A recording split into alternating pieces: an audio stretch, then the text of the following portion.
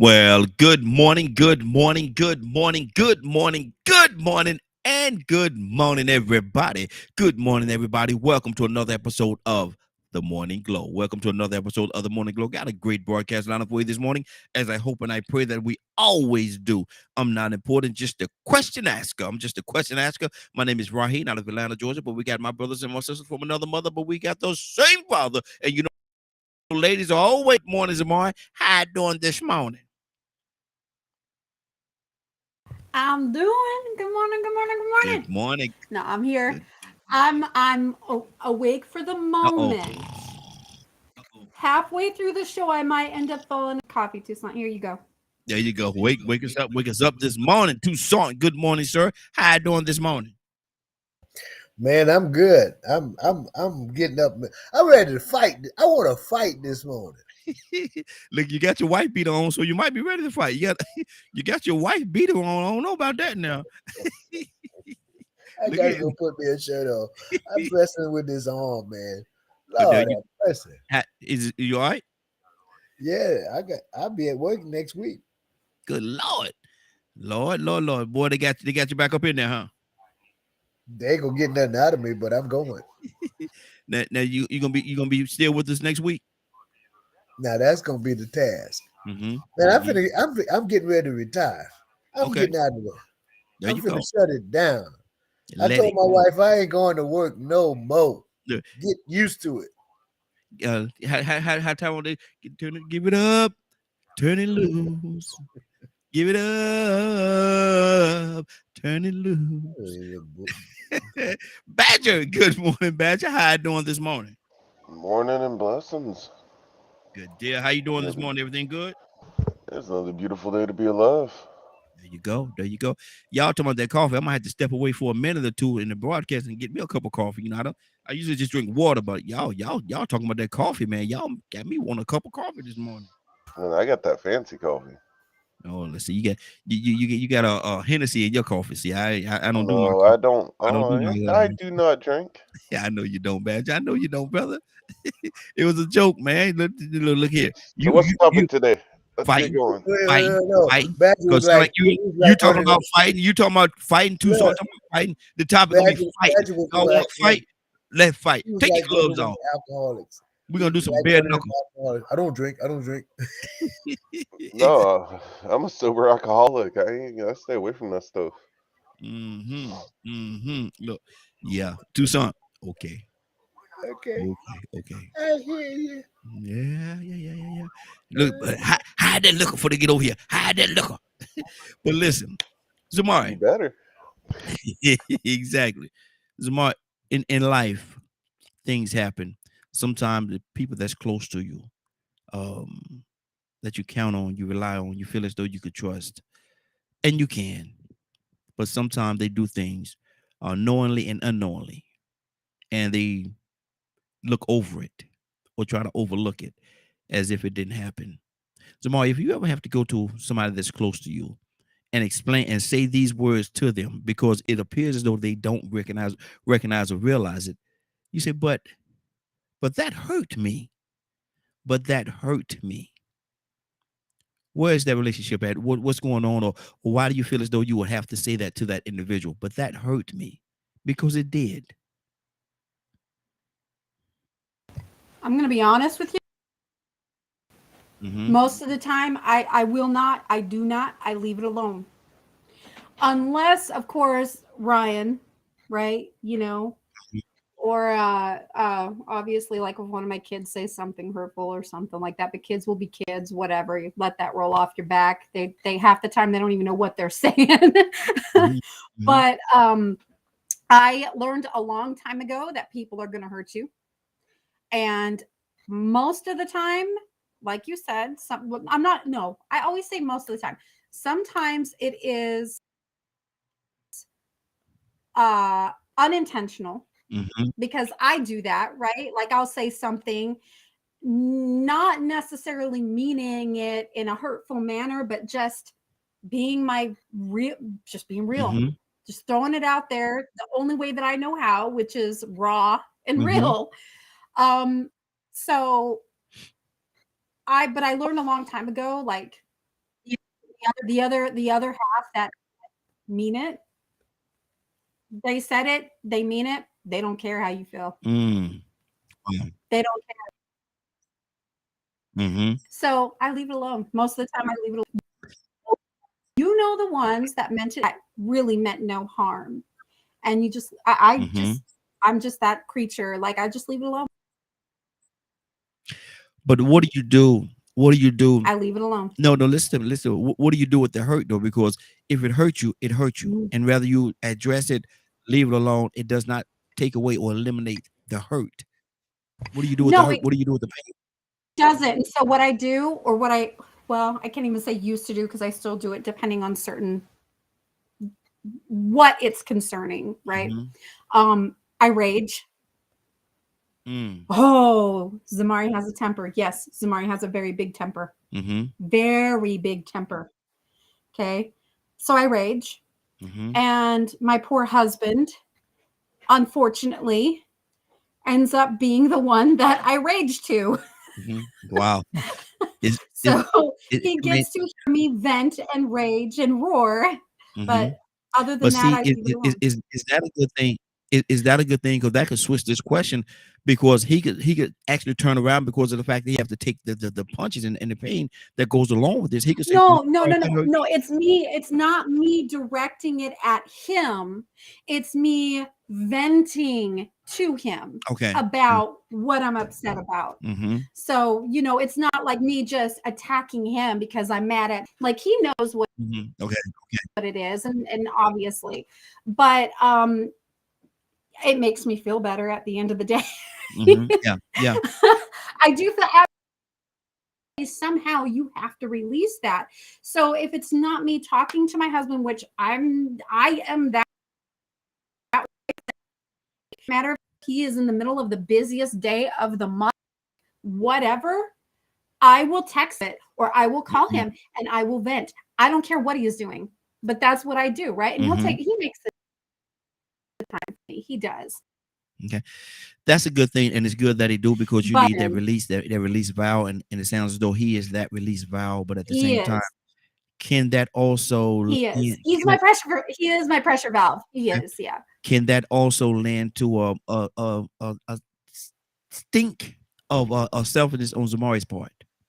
Not realize, you say, not, I don't care what he's doing, who he could be in a certain situation where he have to fully concentrate on what he's doing at that particular time, and because it could be job, It he's on his is. job, and so does can that lend to a piece of selfishness on your part, that I don't care where he at, what he's doing, I'm gonna call and I'm gonna vent to him. He's gonna listen. He's gonna make time. I don't care what anything else that he's doing is second nature. He gonna listen to me. So most of the time I will just text it to him, right? And then when he gets back to me, he gets back to me. But it's like I have to, right? And he is my best friend, and he is the only person that I truly have that I can rely on for that. So it's like when I'm feeling a certain way about a certain thing, whatever it is, like it's almost, I guess you could say, like an impulsiveness to do that. Like I have to do that in that moment and get it off my chest, or I'm not going to feel better. And then I carry it with me all day. All day. I can't wait until he comes home to tell him, because all that anxiety and whatever. And so most of the time, a lot of the time, it is me just texting it out to him. And then it could be just so much as, it's going to be okay. I love you. Don't let it get to you, when he finally does get back to me. And then it just helps to kind of bring me down a little bit. So, yeah. But it is selfish, and I understand that. I know it is. But when you don't have anybody else, right? So what are you supposed to do? And I don't know how to I don't even know if it's an impulse or not. I don't know how to control it otherwise, because it's just like, it's a volcano bubbling over, and it could be the smallest thing sometimes. Okay. But he is my only person. He is my person. I see your smile, and you're like, yeah, okay, you're a little crazy. A little crazy. It's okay. Tucson, what do you say to that, man? If you ever get to a situation in a relationship that you have with someone that's very close, now we talk about somebody that's close to you, and because other people may not matter, it may not even matter one way or another. Water off a duck's back. But if this person that's close to you, that's real close to you, do something, say something, act in a way where they don't even realize it, and you have to go to them. You have to go to them and say, you know what? But that hurt me. Where are you in that situation, in that relationship, or what is that? What area does that lead into? Lord have mercy, Raheem. Unfortunately, it's almost like a warning. Wow. Not saying that I'm gonna do anything, but I'm gonna cut you off. Mm-hmm. I mean, I love my people. I love my people. I love my and here's the thing. My family is close knitted, but we stay out of each other's business. Mm-hmm. We've been raised in a point where we fall out. I mean, we disagree, but we don't fall out. Yeah. We don't. Mm-hmm. Ever. Never. I mean, I've done some things, they've done some things that we like, okay now. Mm-hmm. I got my oldest brother. That's probably the only thing that he'll have to say to get an understanding. Mm-hmm. He'll say, okay now. Mm-hmm. Yeah. Yeah. I'm telling you, man. And that's it. That's all. And it's like straighten up, because look, you are not welcome at his house. No. Mm-hmm. Don't knock at his door. I remember Lord have mercy, I ain't gonna say that. But if I'm hurt by somebody, I'm gonna give us some space automatically. Not saying that I'm done with you, but I'm at this point, we're gonna have to just let's stop right here, and we're gonna figure out, we're gonna have to separate ourselves until we figure out how we can come back together. Mm-hmm. Because I've learned to not burn bridges. Mm-hmm. But don't mess with me. I mean, don't. Because I don't mind cutting folks off. I don't care who you are. When I'm going through something, Raheem, if it hurts me, yes, I come to myself. Because I'm good. I'm good with me. Mm-hmm. I'm good with me in my skin. I can sit here all alone and just be happy and content. Mm-hmm. Nobody have to call me. Nobody have to text me. Nobody have to email me. Nobody have to knock at the door. If you leave me alone, I'm good. Mm-hmm. Mm-hmm. So if we have a fallout, or if you've done something that bothers me or quote hurts me, so I'm gonna do me. Wow. I'm good.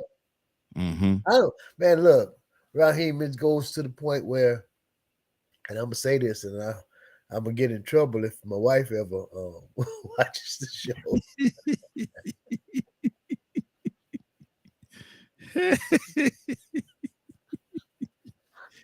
But the thing about us is, in order for us to stay bonded like we are, she don't say nothing to me, and I don't say nothing to her. Don't talk to me. And we both like that. Yeah, don't talk to me right now. Don't say nothing.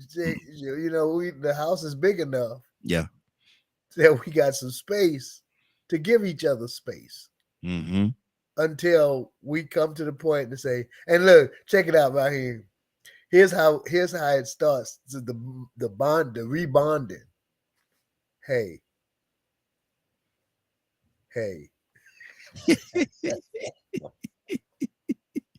and we give each other a hug, and it's all good.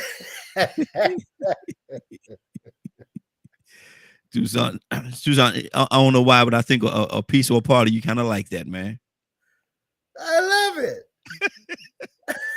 It don't bother me none, Raheem.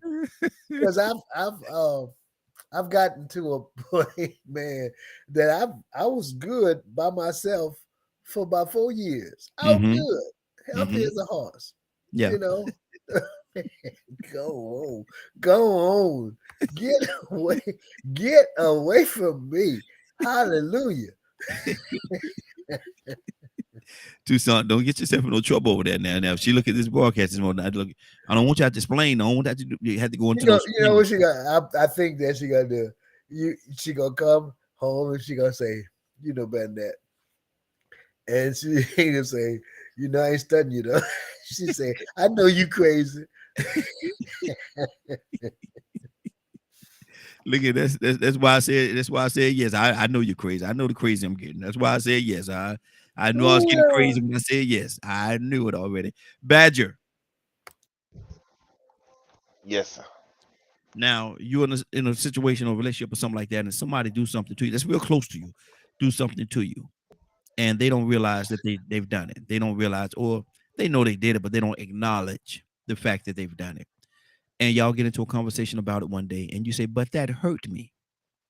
Badger, how long would you carry that? Or would you even acknowledge the fact that it hurt you? How would you handle it? How would you deal with it? Been on this radio show for a year. Mm-hmm. Mm-hmm. Donald got it. I know exactly. I know exactly what you're saying. I know exactly what you're saying. I know exactly what you're saying. But because I don't say anything, don't mean I don't know, brother. I know. Trust me, I know exactly what you're saying. But I'm So trying to get an answer, a direct answer from you. sometimes we can't expect the person to feel what we do. Mm-hmm. Sometimes things can hurt one person that wouldn't hurt another, and it can be hard to wrap one's brain around that. Mm-hmm. So there are levels of what I would call compassion, or it wouldn't even have to be compassion. I guess you could just say acceptance or acknowledgement. Mm-hmm. I think acknowledgement's a much better word. Mm-hmm. Um, and then from there, depending on what it is, it's up to the other people to be respectful of it or not. Mm. Mm. But Now, what if do it you gets do? What do into, you do as your hurt? What do you do with your hurt? The hurt that you have from this situation. What do you do with that? I work very hard to give it to God or Mm-hmm. Great Spirit. Mm-hmm. um, because yes, I can let it control me. That's why when I was speaking yesterday, I have gone through so much of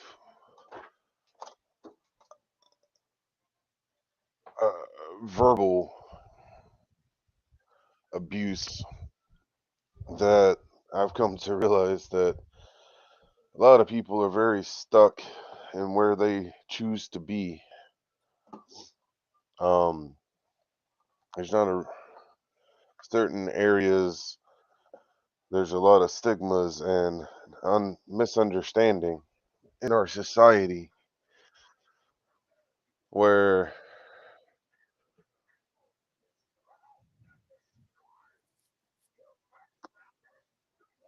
let's just go think about the changes that we've made in society or what we're working towards, and the fact that we're still having to fight some of the older generation that won't let it go. Mm. Like talking about gays, talking about racism, talking about well, talking about LGBT, talking about certain Badger. mental Badger. Disorders. Badger. We changing a whole lot of No, topics right now. We changing a whole lot of topics, Badger. so no, Yes. it's me saying that there are some people that you have to accept them for where they're at, and if you're going to be around them, it's an acknowledgement on both sides of where they are and where you are. Mm-hmm. If you want to cut them off, cut them off. If you have patience, sometimes that works too. Mm. But my question is, what do you do with your? I understand that cut them off. I understand you have the right to cut them off or be in their existence if you want to. But what do you do with the hurt that you have within yourself that this person has caused? You want to talk specifically about how I process it? Yes, I'm talking about you, Badge. I'm asking you. I, You I that's what I just explained. hmm But see, you explained it in a way where you was talking about other people and how generation do it, and you have a right to do it. See, that's not that didn't fit what I was saying. But okay, we'll go with that. Zamari, what do you say to that? Which Zamari? part, sir? We're still talking about the same thing. How do you process? How do you? I know you say you'll call Ryan and you'll talk to him, but all that's said and done, what do you do to process when you're by yourself and you have to deal with that hurt that was caused? How do you deal with it internally yourself without Ryan, without talking to I anybody don't. else? Well, okay, I can say obviously I do in some way, right? Absolutely. I guess you could say it and stews for a while, quite a while, because I don't know Wow. how to let stuff go sometimes. And so it really does. It depends on the circumstance. What am I hurt about? What are we just talking about hurt? And we're not talking about being mad, right? Yeah, we're talking about the hurt that came Does along hurt? with what was done. Yeah, the hurt part. Okay, so if we're not talking about anger, and ignore that stuff. If it's just the hurt, yeah, I don't let that stuff bother me. Wow. Anger is a different thing for me, but hurt, that ain't nothing. I've been hurt my whole life. And that's what I was about to ask. You know, is it a situation whereas, you know, a person has been hurt so much that it's almost like because it don't make it the sting any less. It's just that if you become used to it or something like that, if a bee sting you every day, you know, in the beginning it's gonna hurt. But if that same bee sting you every day, you may become immune to the pain because you're so used to it. So is that what you're saying? You just become used to the pain and you don't even pay attention to it any longer? You know what happens? Yeah, I mean, it's like, you know, it's like this that old rhyme we used to say as kids, you know, sticks and stones may break my bones, but words will never hurt me, right? Cool. Say whatever you want to say about me. Wow. Call me whatever you want to call me. I've heard it all. There is behind my back that I wouldn't say about myself unless you're calling me a liar. And like, unless you're, you know, those sorts of things, the lies, basically you're spreading lies about me. But even with that stuff, I just sit back and laugh. You know why? Because I know it's not true. So you go right on ahead and believe what you want to believe and say what you want to say and think what you want to think, because I know what's real. So go, you can hurt my feelings none. Yeah. Okay. So that stuff don't bother me, right? And talk about my past to somebody else over here. Guess what? You can't do that. Look. So go right ahead and talk about it. Be my guest. You ain't gonna hurt my. No, things don't bother me like that. I just chuckle and I laugh it off. And it's just like, okay, cool. You know, because it's like after, like you said, you've been hurt so much in your life, you just skin, and it just don't bother you no more, man. You know. Now anger is another thing. You know, now we're talking about like getting angry and getting over stuff like that. That's a problem for me. Because there's certain things that I absolutely will not tolerate. And one of those things is liars and manipulators, for instance. I cannot stand those sorts of people. Like that just does something internally to me where I will come at you. And I might internalize it for a time. And then you just might say the wrong time. And I might just be present. And then it's all going to spill out. But you know, the hurt kind of stuff. No, man. Nah, that don't bother me. Cool beans. Tucson, is it a healthy thing that we become so immune to the hurt that it don't that I guess it doesn't quote unquote hurt us any longer. We become so immune to it. It's happened so often in our lives that it doesn't even matter. Is that a good thing? Is that a healthy thing? Is that a healthy place to live? It works for me.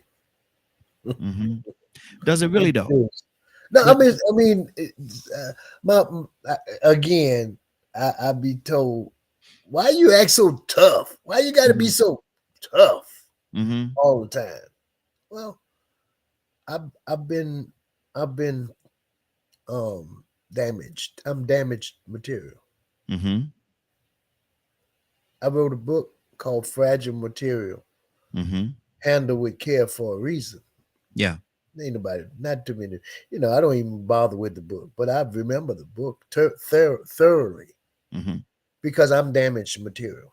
I'm Mhm. damaged. I've been hurt. I'm talking about to the core. And I've hurt some people, Mm-hmm. but I've been done. I feel like some things has happened to me that drug me through the mud. Mm-hmm. I'm talking about really like when you're in the mud and here's this big foot that that comes on you and just shoves you down in the mud and makes sure that this big hand comes and he presses your head in the Mm. mud to make sure that you're totally submerged in Good Lord. mud. For real. Mm.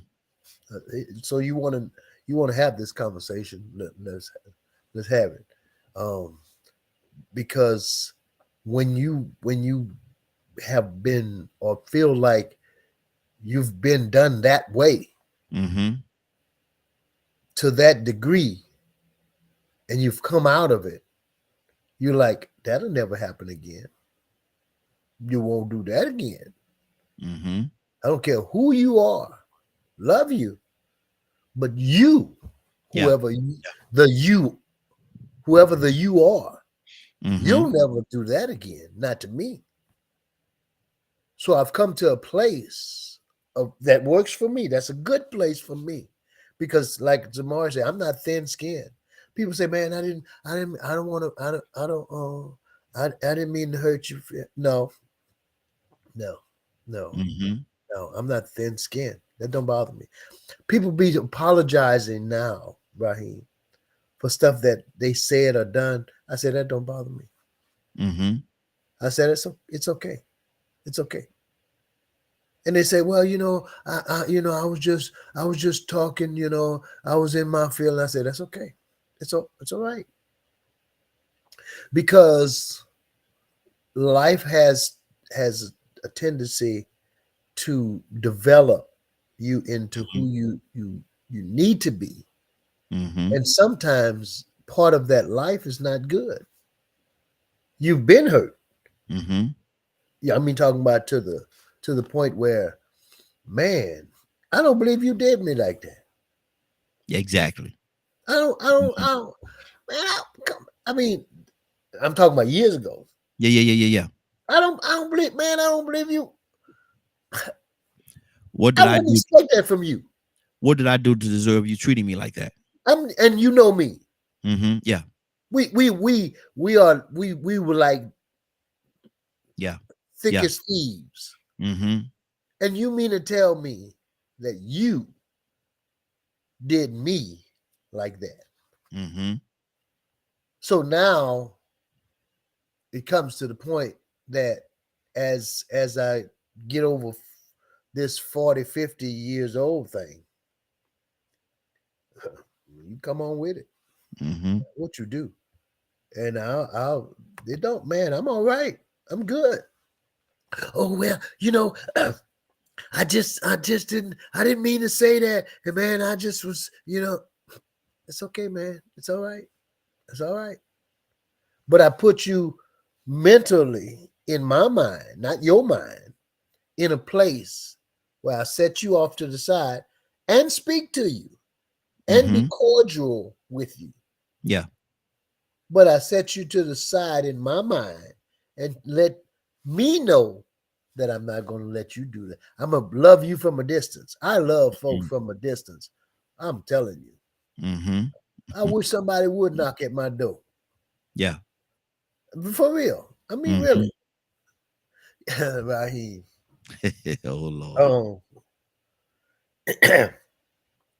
I got I'm sorry. You ever knew somebody that their family members don't know where they stay? Yeah, I might be in company of one right now. You are. I bet you they couldn't tell you. I was sick with COVID, right?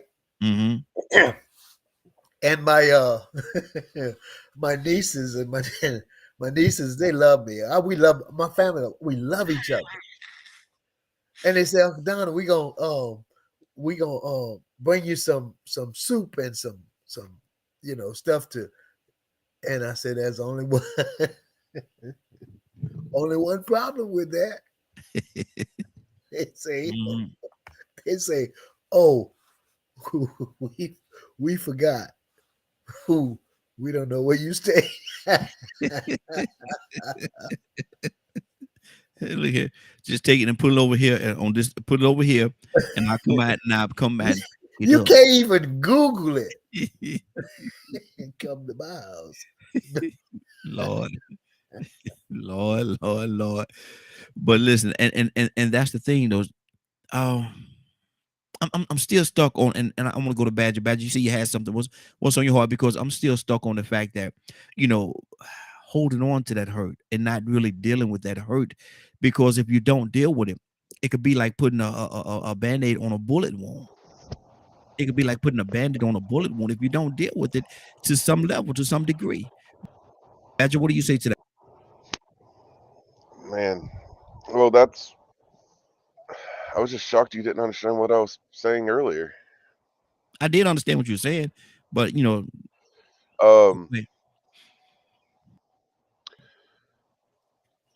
There are things that I can let hurt me, mm-hmm. and things that do hurt me. Mm-hmm. Yet, as an individual, reactions are to be weighed. Mm. I consider y'all my friends. Mm-hmm. Y'all have said True. things that hurt that I haven't responded to, and things that did hurt because I've dealt with it all my life. Mm-hmm. And Stay right there, Badger. Stay right there for a second. That's perfect what you just said. I've dealt with it all my life. And see, that's the talking about right there, because it's like every time you have a cut on your arm or something like that. And over time it develops a scab on it. And then yep, every time somebody do something similar to you that reminds you of that, you rip that scab off, reopening the wound again. It hurts all over again. But until you treat that wound to a way where it can find its healing, it's never gonna go away. You're gonna always, because you said, and I love how which you is said that. You said it's been happening all my life. yeah. And so why keep pulling, why keep ripping that scab off? Why not just heal the wound and deal with it so it goes away and you don't have to deal with it any longer? Then I wouldn't be talking to anybody. Mm. Wow. You guys are still learning about the life of an autistic Mm-hmm. off and on in the past year, and y'all Mm-hmm. still say things that can be hurtful. Mm-hmm. You certain things about indigenous culture. Mm-hmm. So, but are y'all doing that to straight up be mean or rude, or is it because y'all don't know? Mm-hmm. So it's me teaching myself to not react and not to take it in it's learning to change frame of mind Mm-hmm. of looking for peace, because I cannot expect you or Donald or Z or anyone to know what I experienced. Mm-hmm. So I don't hold other human beings to the expectation that they're instantly or overnight going to understand my struggles. Mm-hmm. They might, you could go research something and think it's true and come back and it's totally off in left field. Mm-hmm. Is the normal reaction supposed to be, I don't want to talk to you ever again? Why? That doesn't sound right to me. It doesn't feel right. But see, that reaction, and everybody deal with things the way they deal with things. And, you can't tell nobody how to deal with whatever it is that they're dealing with. But that reaction right there is not a healing. That's not a healing process, because if somebody do something to you and you say, well, look, you know what? I ain't gonna talk to you no more. I just get away from me, and you just turn away from them. That still did not change or do anything for that hurt that they caused. Now you're not talking to them any longer. You're not talking to you avoided them out of your life, but you have not avoided the hurt that they caused in your life. And that hurt is, even though they're no longer there, that hurt is still there. So what are you gonna do with the hurt that this That's where person caused? communication comes in. But you said you dismiss them, you don't talk to them anymore. No, I said, is that the normal response?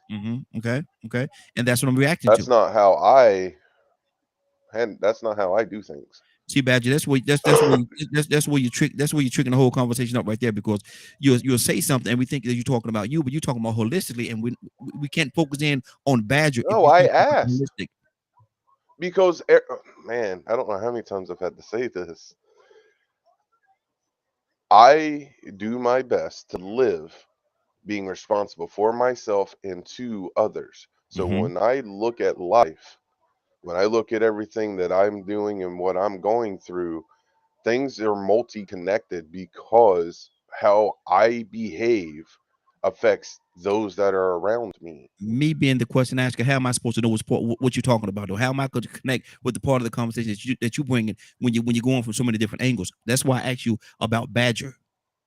That's why I asked you about Badger. I don't, and then when you come, you talk about, Communication. listen, brother, you can't have communication because you're throwing the communication off right now. Because I'm talking to you from one aspect and you talking to me from something totally different. And so that's a break in communication. I guess it's learning how things are connected. Zamar, what's on your heart, sis? I so let me say this. So Exactly. think Exactly. I think my fight with the way that if you want to call it dealing with her, because it takes a lot. It takes a lot, really, to get me hurt like that. I was for a second there, I think. Oh, you're good. I did. Okay. Okay. Yeah. So my issue, because that resilience, right? And Ryan and I both are very similar with that. It's like it's like water rolling off of our back, right? It ain't nothing. But I think the downside to us being that we have that tough as nails aspect to us with that is, yes, we recognize and we acknowledge our children's feelings, but at the same time, we are trying to toughen them up to the point to where it doesn't affect them like that. Right? Oh, oh wow, they said some words, and right? Like we talked to them about it, but at the same time, at the end of the day, it's like, and are you what they said you are? Are you this? It's just words. What's your point? Pick yourself up, dust yourself off, dry your eyes, and move on. Stop it. Right?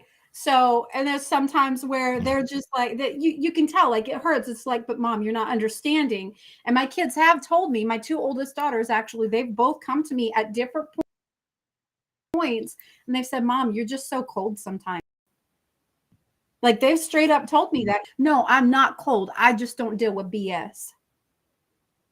Don't deal with that. I don't deal with it. I don't acknowledge it. It does not affect my life. So, and for the people that don't realize that she's talking about bacon scripts. But I mean, you know, so I think that for me in my personal life, where I'm at with everything and how I handle things, I think it can have a negative effect on children emotionally. Mm-hmm. And that's not good, right? That's not good. And so then I have to walk away from that and go, okay, well, this is how I deal with hurt. I don't let it bother me. They're 13 and 9. Mm-hmm. Woo. You know, can't Woo. expect them to understand it or process it the same way, because I have, and then I have to take myself back to my 9-year-old self, my 11-year-old, 18-year-old self. How Mm-hmm. did I feel at this age when people would say things to me? Mm-hmm. Right? But it's always just like, man, okay, that was kind of crappy, mama. Now you got to go back and apologize. Because I'm just so, and I guess you could say I'm cold and calculated sometimes, just because, just like, nope, it's so cut and dry. Just don't give it attention. Mm-hmm. But if, okay, sorry, I was reading what Badger just put up. Then it's not always. I wanted to address that too. Like, there are some situations, right, where you don't have that communication, and you might have way back in the past. Like, we always talk about trauma. I think all of us on here have some sort of trauma. Mm-hmm. We've all done. So that is still that haunt us in some way, and we are still dealing with the trauma of that. And you know what I recently learned? You know, is why I'm an insomniac. I just recently learned that in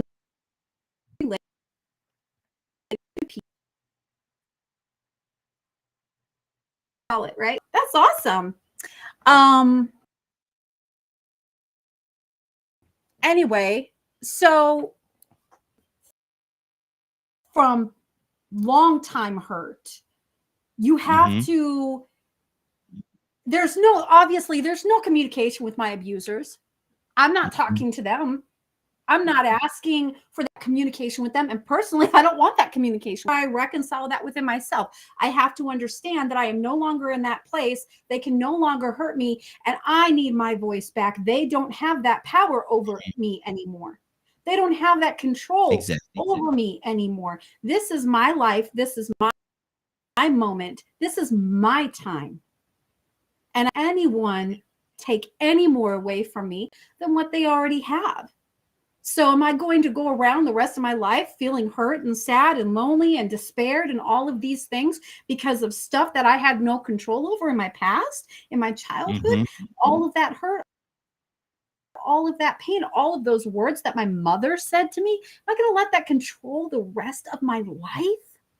No. Not. So I had to come an understanding within myself and get the answers that I need. I'm not going to get the apology that I need. That's the key right there. The realization, it's okay. Write it down in a journal. Go for a nature walk, whatever. Wow. Right? But self again and reconcile within yourself. Okay. You're okay today. Exactly. Yesterday doesn't. Hey, Zamar, I've been told that, you know, it's skipping a little bit when you talk. So if you can't go out and come back in with the same link, and hopefully that'll give us a better connection, because it's saying it's skipping. Yeah, I just got a thing up here that said my connection was acting up. So yeah, I'll do that. Yeah, go out and come right back in. Toussaint, what do you say? Is communication the key? Do you think communication is the key to this whole situation that we're talking about right now? People have to talk, and have to communicate with each other, because I know that there's some instances where you can't communicate because, you know, that hurt has caused so much pain. It actually caused a divide, and you're no longer associating with this person at all. So how do you have the communication with somebody that you're not talking to? I think that's healthy. Don't say nothing to me. I ain't gonna say nothing to you. But Tucson, I that's think still that's good. see, I tend to kind of disagree with that, and the reason why, because like I said earlier, yes, you're not talking to that person. Yes, that person can't hurt you anymore, but that does nothing to the hurt and addressing the hurt that they've already caused in you. That hurt is still there. That hurt more because you ain't talking to them. That you don't want them in your existence. That part is fine. That eliminates the future hurt. But what about hurt? What I mean, Raheem, I hadn't totally cut you off. Mm-hmm. I just need my space.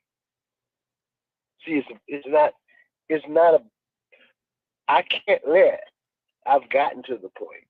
I can't let you manipulate my life. Whoever you are. Mm-hmm.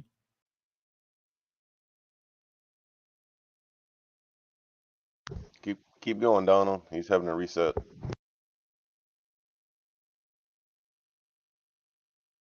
Did he get cut off too? Donald? Ah, that's much better, Raheem. Mm-hmm. Okay. I think that is good. So I try not to sever a relationship, no matter how bad that relationship has turned out to be. Mm-hmm. But I do need my space because I got to carry on. Mm-hmm.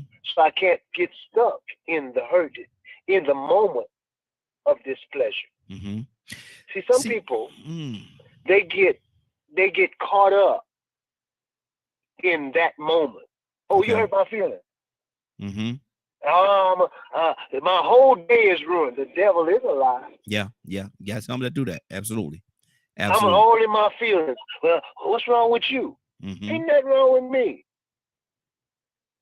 So what I'm saying is, if you hadn't gotten to the point that you absorb your moment, you'll meet the next person and take it out on them. Mm-hmm. You understand what I mean? Yeah. And sometimes we do that unknowingly because we're in a past moment going into the future and taking it out on the next person we meet. Mm-hmm. So what I do, I'm trying to learn how to do still, is capture the moment. Okay, you hurt me. All right. Now, give me some space. Let me, I guess, take a good look at, just analyze that thing. Soak it up, my sleeves, give me and you, that person, some space of time. It don't have to be but 5. Mm-hmm. And then you come back and say, oh man, I want to tell you. I said, man, look, I don't know where they got over there. Mm-hmm. Rather than letting it go on and on and on, and I got an attitude with you tomorrow.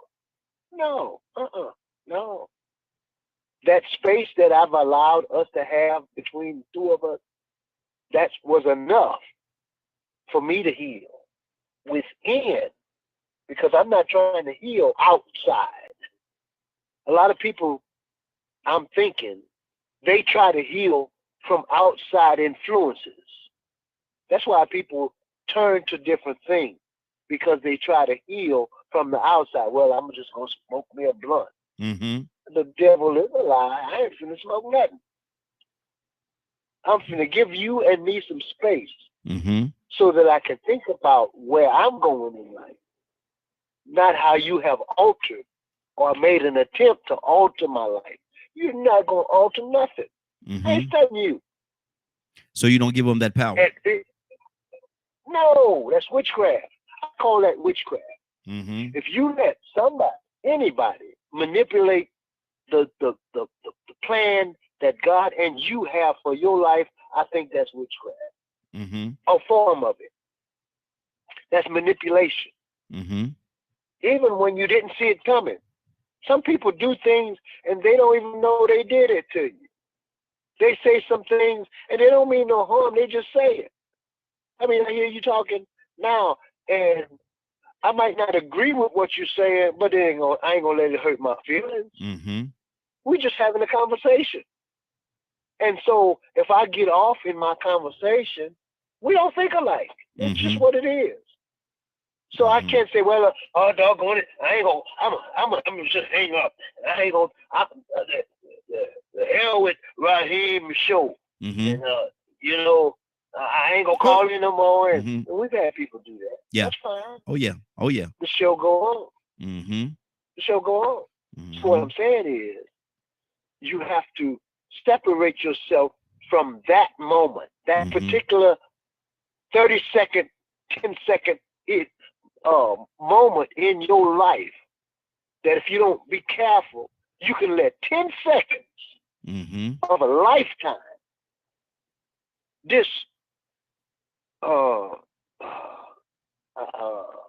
I guess, reroute your whole destiny. That don't make no sense. Tucson, you know we'd have had that, man. People say, man, look here, I ain't coming on that show no more. Yeah, I know. I know. I know. We got people watching right now, right? They're watching, and they want to be a part of this conversation or any other conversation that we have had. But they've allowed one thing you said to alter the whole thing. And they can be beneficial not only to our lives and your life, but their own life. But they won't let that 30-second moment heal. And it's been kicking for 6 months. And see, the devil is alive. Exactly. And I say to that person, whoever that person may be, and there's been a few that don't want to come on anymore for whatever reason. They're always welcome. They're always welcome. They come, I'm gonna welcome a man like I'm gonna welcome a man like they never left. Not gonna have any ill feelings toward them whatsoever. Because I don't carry that stuff, man. It's too much to carry. It's too much weight to bear, man. I ain't got time for that. You come, I'm gonna treat you, whoever you are, you come. I'm gonna treat you like when you first came. Love and respect. I'm not gonna agree with everything you say. Probably not. And I'm gonna let you know that I don't agree with what you say, but I'm gonna try to do it in a very respectful way. I'm not gonna I'm trying my best not to disrespect anybody. But that's not what we do here. Badger, what's on your heart, brother? Man, it's interesting how just different word usages can get the same message across. And to me, there's that communication. So it's learning how to be around other people sometimes. And of course there's the super toxic ones, or the ones that don't even realize that they're hurting you because you've taken something offensively. So there's a lot of learning about oneself and acknowledgement that other people may not understand your struggle or your issues. So and we'll go a little bit deeper into this. My wife knows my diagnosis, knows what my struggles are, and from time to time still does things that mess with me pretty bad. Doesn't do it on purpose.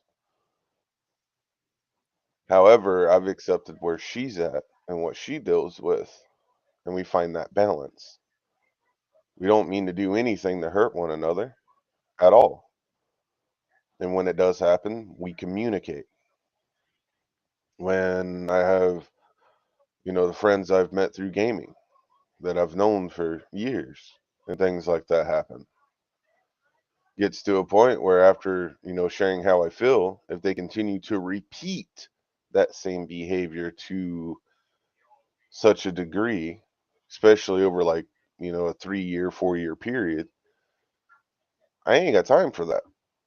That means you really aren't listening to me. So I'm going to look for the ones that listen.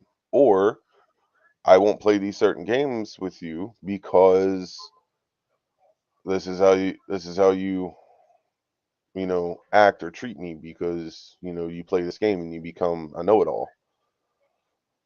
Or in real life, talking about sports, talking about cars, like it's an across the spectrum thing. Some people get into certain topics and it's almost like they become a different person because pride or ego kicks in. So that's why, to me, it's understanding if this person's been a friend for a while and you've kept them as a friend, there's a reason you've done it. Either you don't want to be alone, or this is somebody that you come to trust, and if they do something to hurt you, do you really want to cut off a friendship that's went on that long all because of a misunderstanding? Why not take it as an opportunity to communicate and work on your own stuff?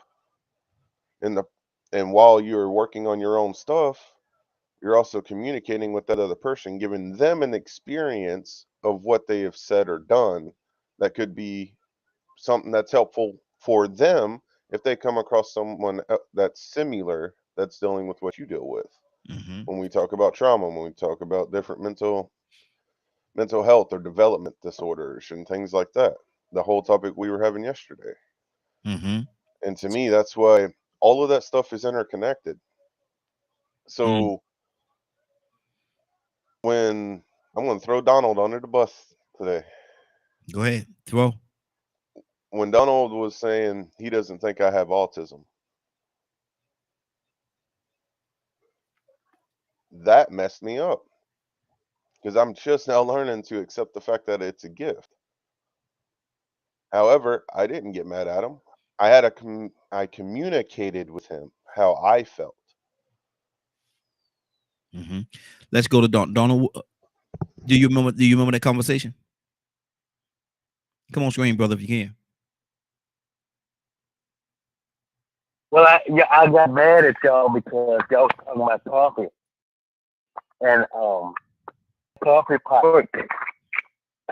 So I have to go out and get me some coffee. So that's why I called in so that I can go get me some coffee. Ain't that something? Ain't that crazy?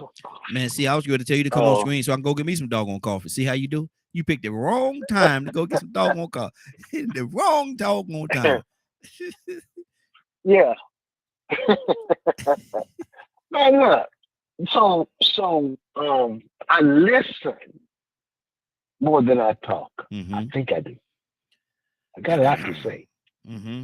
But I choose my words carefully. Okay. I try to let everything teach me something. Okay. So I listen to Badger.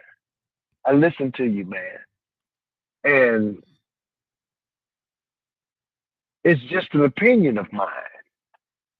It is what it is. But this is just my opinion. I think that, and you shouldn't have called me out. Uh-oh. Hey, come on now. That's what friends do, right? Yeah. But see, sometimes we don't let our past go because it has been detrimental to our health. We have captured a moment in our life throughout our lives, and it has been so damaging that we stay there, and we can't. It requires forgiveness, no matter how bad it has been. It requires forgiveness. It requires you to look within yourself rather than trying to be accepted by anybody. I don't need to be accepted by anybody. I'm me. It happened to me. Yeah. I have to accept that. It happened and it made me better. It taught me some things. It showed me that I can't trust nobody. Wow. Because the very people that are close to me might be the people that hurt me the most. It is what it is. but it made me who I am, and I'm good with it. So who cares at this point? Because I'm a better person now. Mm-hmm. So when I, and maybe it is what it is. If we continue to self-diagnose ourselves with the same issues of life, we become that in our own mind. Tucson, let me ask you this since question. Since you said what you said, I say to you, my brother, that it's not autism. It's the past that has actually made you a better person that you don't let go. Okay. Let me ask you this question, Just Tucson. saying. Let me ask you this question, Tucson. We got a couple of people on the phone. I definitely want to go to them as well. But you say that it killed a certain part, or it disconnected a certain part of you, that hurt that it caused. Could that have very well killed a part of you that you really needed, that you really wanted, that you long for right now? Could that have killed a piece or part of you that you really need, that you really want right now? Because hurt could be very damaging. Yeah. It could have, and it could have either killed or resurrected. Because some things damage us so much that we almost wish that we were dead. Wow. Or it would have took us out. Yeah. Okay. But the fact that we overcame and went through it at this point in our lives, we should let that rise us above that moment and be better and move on. Okay. Good deal. I was gonna say Tucson. It does, but like I said, you kind of answered the question I was throwing at you, but we can definitely go with that, because what I was coming from is it could have killed a piece or a part of you, an element of your life that you really needed to rely on in certain situations, but because because of the fact that it caused a certain hurt, and the person that caused the hurt, you allowed that to eliminate that part of your life. But let me go to Rico. Rico, good morning. How you doing this morning? Told you with the T coming to you next is Rico. I know you've been listening to this conversation, brother. What's on your heart? If you get to the point where you say, but that hurt me, you got to say that to a person. Maybe it's a younger Rico, but you had to say that to a person. What point is in the relationship are you in that time, and what does that do to you? That's a hard question, man. Just jump in the middle and just come at. I mean, I ain't got no kind of content or nothing to go off of to even start trying to answer that question. So I really just called in to want to, because I think you was talking about hurting and healing, right? Yes. And I think compared to what everybody's saying, it's pretty the same. You have to be able to communicate. But there's so many levels to that hurt. I was thinking about situations where somebody might have been in a home where they had a single father or a single mother, and they were struggling, but this was all they had. This was the only person that they had. They were completely dependent on this person. Yes. Then somebody just come and take advantage of them and kill them, do something to them, make them disabled. Well, they can't provide for you anymore. You don't have them anymore, but you relied on them. Man, there's a lot to listen to the person that done that and forgive them, to even be able to communicate with them, even if they, wanted to begin to try to explain to you why it happened. Oh man, I was in a bad place and I was broke and I just went in the right mind and I was going through this and that and I was drunk. Yeah, I get all that. I get life was happening to you. But did you have to disrespect me like that? Did you have to hurt my well-being like that? Yeah, you fixed your problem, but you made mine worse.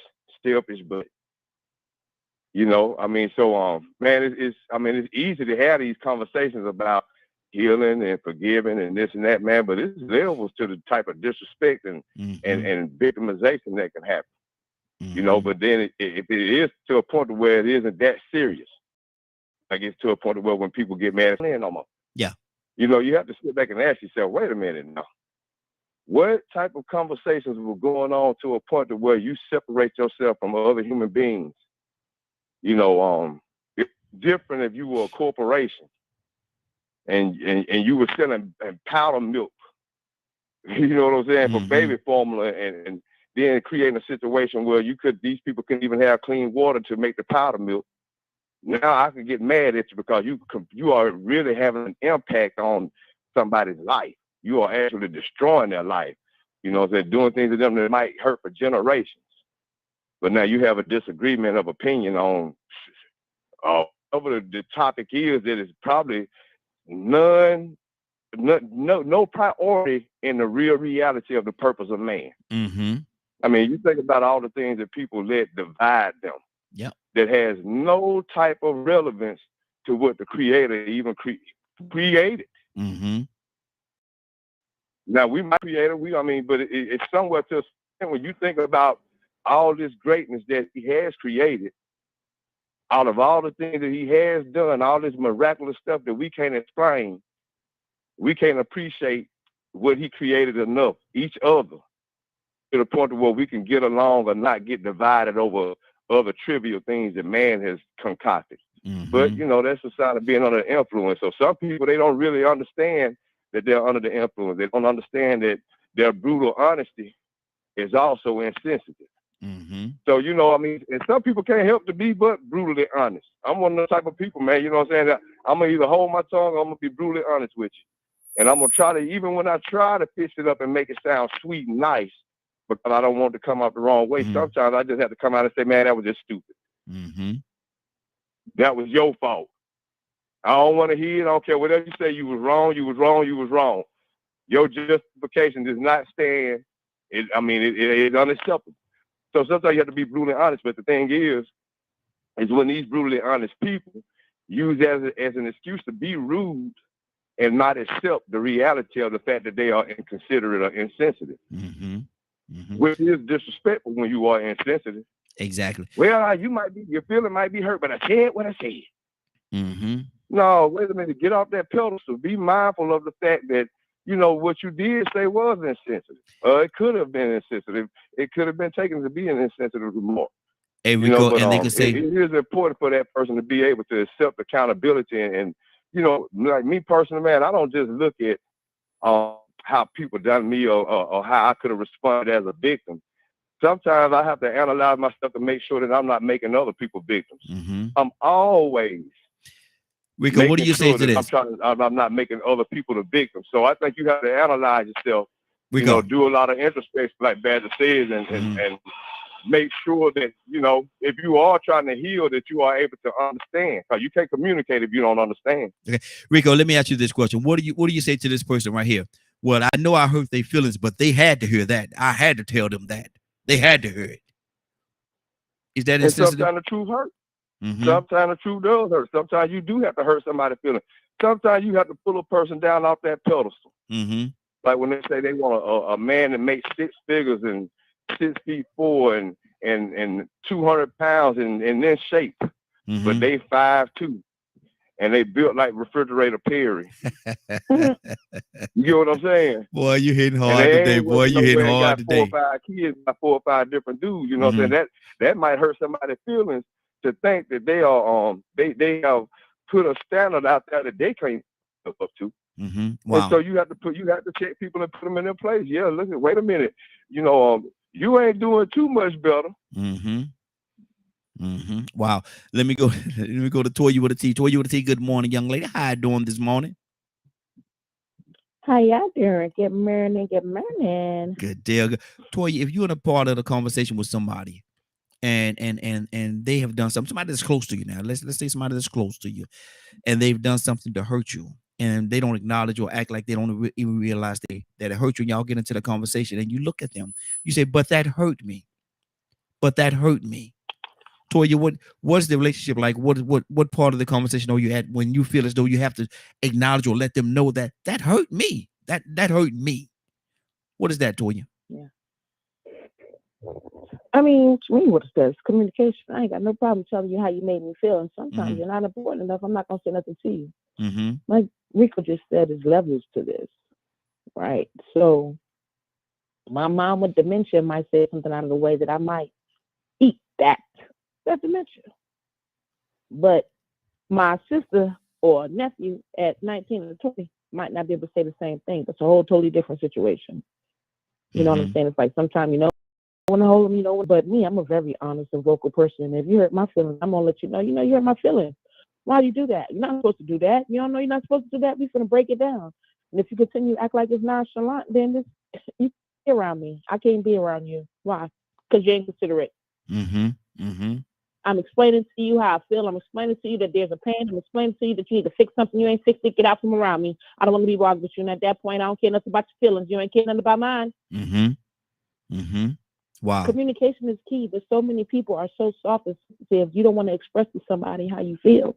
And me being from New York, most of the time they say New Yorkers is rude and raw, but I'm going to give it to you rough and raw. I'm not going to play with you. You don't do that, or you don't act this way, or you don't know, especially at this age, we're in our 40s. You don't know at this age, you don't do that. Like, I'm going to break it down to you. And the more nonchalant that you feel, the more that means I cannot be around you. But again, there's situations, right? Like, I work in a restaurant, so some Caucasian person can probably say something like, girl. I hate when they say girl, please.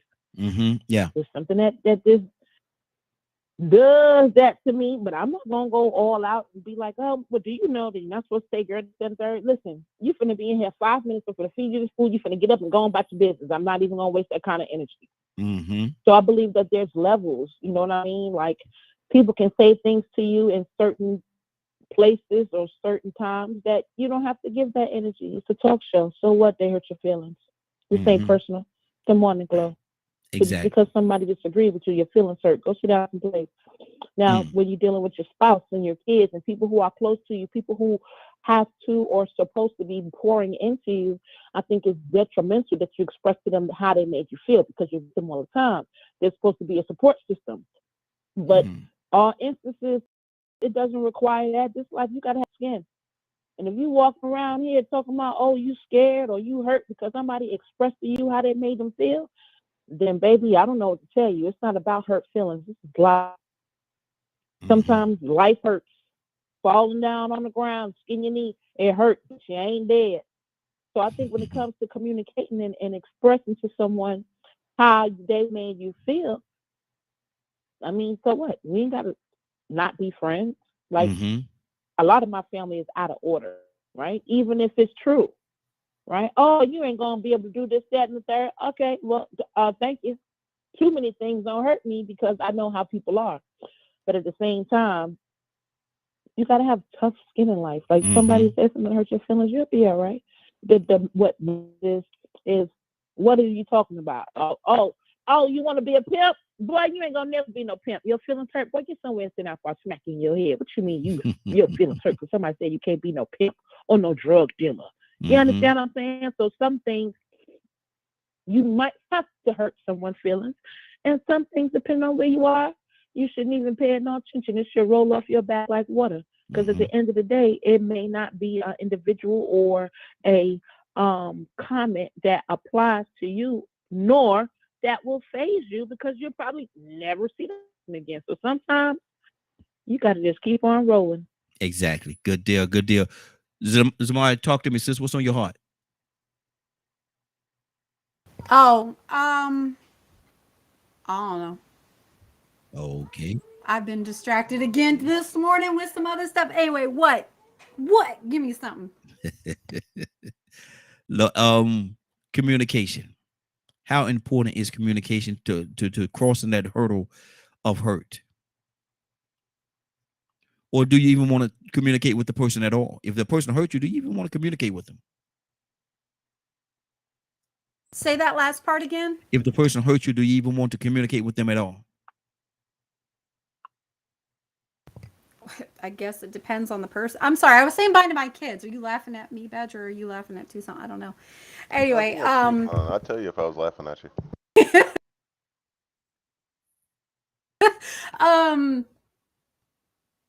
Right. It's like I said earlier, the people who have hurt me in my life and my past, do I want to speak to them? Do I want to communicate?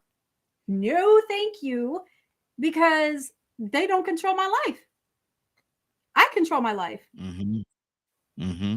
I've decided that I am in control. Do I still have things that affect my life or have affected my life to create the person that I am today? Absolutely.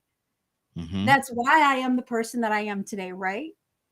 That's why we're all the people that all of us, we are the individuals that we are today because of the effects that other individuals and other things have had on our life.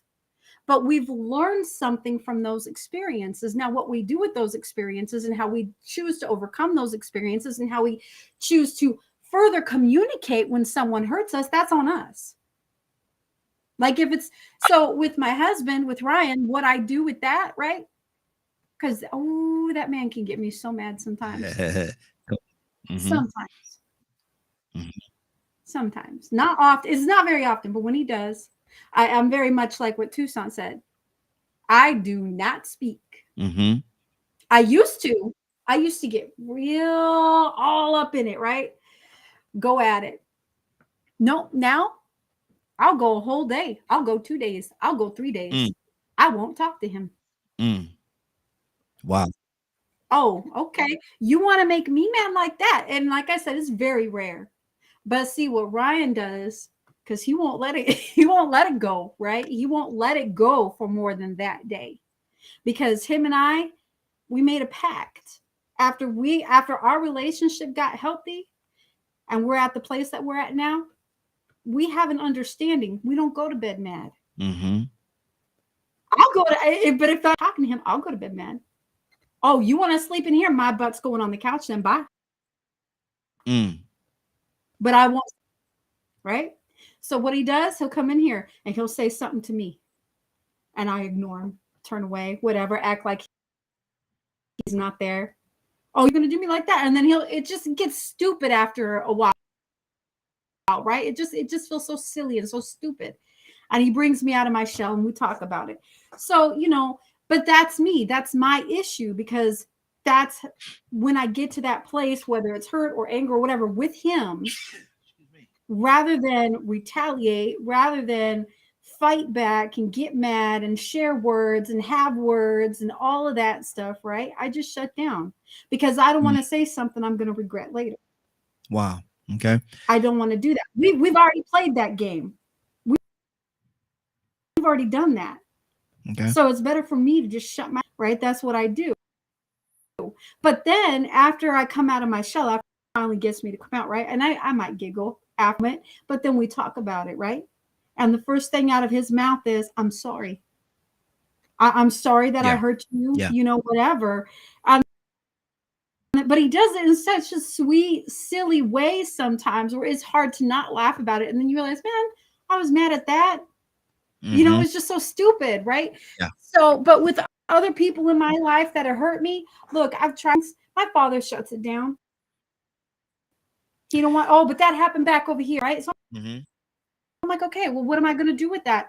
I have to somehow within myself, like I said, I have to reconcile that with myself and understand that I'm not going to get the response from that person that I want or that I'm looking for. So I have to be okay with that. After I have to come to terms with that thing that happened in my past. Yeah. And there is a lot of it I absolutely have come to terms with. Cool. Have and this I'm just throwing this out here. Have any of you all ever had a situation where y'all had an argument or disagreement or whatever, and then when y'all start talking again, say, what was we arguing about? What were we? No, because I always remember. I remember every argument we've ever had. Mm-hmm. Wow. I'd be like, so much is going on throughout the course of the conversation. I don't know all that. Times. It's changed so many. Hold on. It's changed so many times throughout the course of the argument. It's changed so many times. You can't even really remember where it started because y'all done talked about so much. But go ahead, Zamari. No, I was just gonna say I don't remember dates, times, places, all that. I know there's someone out there like they got that down to a T. It's like they got that in a book. Aren't I don't need therapy. What are you talking about? I don't need therapy, Badger. But Look, there is nothing that a therapist can tell me that I don't already know about myself. And that's not me being egotistical in any kind of way. I already know. I already know my issues. I've already pinpointed everything that I am and everything that I'm not. I already know. So, and yes, I have worked through a lot of my stuff. So I don't know what he's getting at with that. But no, I'm done. That's pretty much it. Like I really have reconciled a lot of my pain within myself. Preacher, And you know preacher, what I realized preacher. recently? We got to. Well, let me just say this and I'll finish up. What I've recently discovered, because I used to write a lot of poetry, lots of poetry, and apparently poetry is a amazing form of therapy. Amazing. That's been proven. And I think that's what's helped me through a lot of my stuff is the fact that I took the time to write that stuff down. Good deal. Anybody else have anything they want to say on this topic before we move to the next one? The women never forget. They're like elephants. They never forget. I'll be nice today. They know in detail what happened. And boy, I tell you what, it can be 6 months ago. And you be like, what I do? And they said, we were sitting down here and we was watching Gunsmoke and all I was doing. And you had that blue shirt on. Yeah. With and your socks didn't match. You remember? And it was a commercial on. Mm-hmm. And you said, and I'm like, you mean to tell me you remember all of that? Mm-hmm. I'm like, I'd have moved on from that. But 6 months later, here it come again. I just ain't got over that. I'm just going, and I'm like, I've been waiting on the right time to tell you this. You mean we got to go way back there, and then you're going to, here you are trying to figure out why are we having this conversation? Mm-hmm. Mm-hmm. Well, I want to talk about it. Exactly. Okay, we're gonna switch up right now. Let me go to Rico. Rico, anything on your heart right now, brother? Yeah, I was thinking about how tough it is navigating how to express yourself. When you're in a certain situation, whether you want to hold up and say it now, when you are offended, when you feel disrespected, or when you've been hurt, it's tough navigating because if you're not, you might express it in a way that, well, you want to heal, but it actually makes the situation worse. Yep. Because you haven't collected yourself. Mm-hmm. You aren't calm. You know what I'm saying? Or maybe, because this is what I catch myself doing, like what Toya just said. Every now and then people will say some things, and I have to catch myself and be like, he trying to be funny. Do he know I'll knock his head off? Man, they must not know me. But what if they don't mean that? Mm-hmm. Calm down, Rico. They may not have been trying to be funny. It may just be coincidence. Mm-hmm. That's what you do. Ask them. And if they say that they weren't trying to be funny, but they were referring to you, you know what I'm saying? Or if you know that they were referring to you, to make sure things don't get out of hand, because they might not want none of what you got to come bring to the table. If they decide they want to get small, sometimes people feel like get back at you because you confronted them and asked them about what they did. They already got intention. Mm-hmm. But they really don't want no part of you. And you don't want to get in trouble. Yeah. You just have to try to say it in a respectful way. Man, I don't know. I ain't trying to come at you wrong or nothing like that, man, but you said something earlier that, it sort of offended me a little bit. And I'm just trying to make sure, you know what I'm saying, that wasn't no intention. Mm-hmm. I was just letting you know in case you didn't know those words, because I'm like Toya. The word boy, man, you could be a black person that called me a boy. And it hit me some type of way in my gut and in my chest with my pride and my ego. Man, I don't like that word. Yeah. Exactly. I hear the N word sometimes. Ooh, man.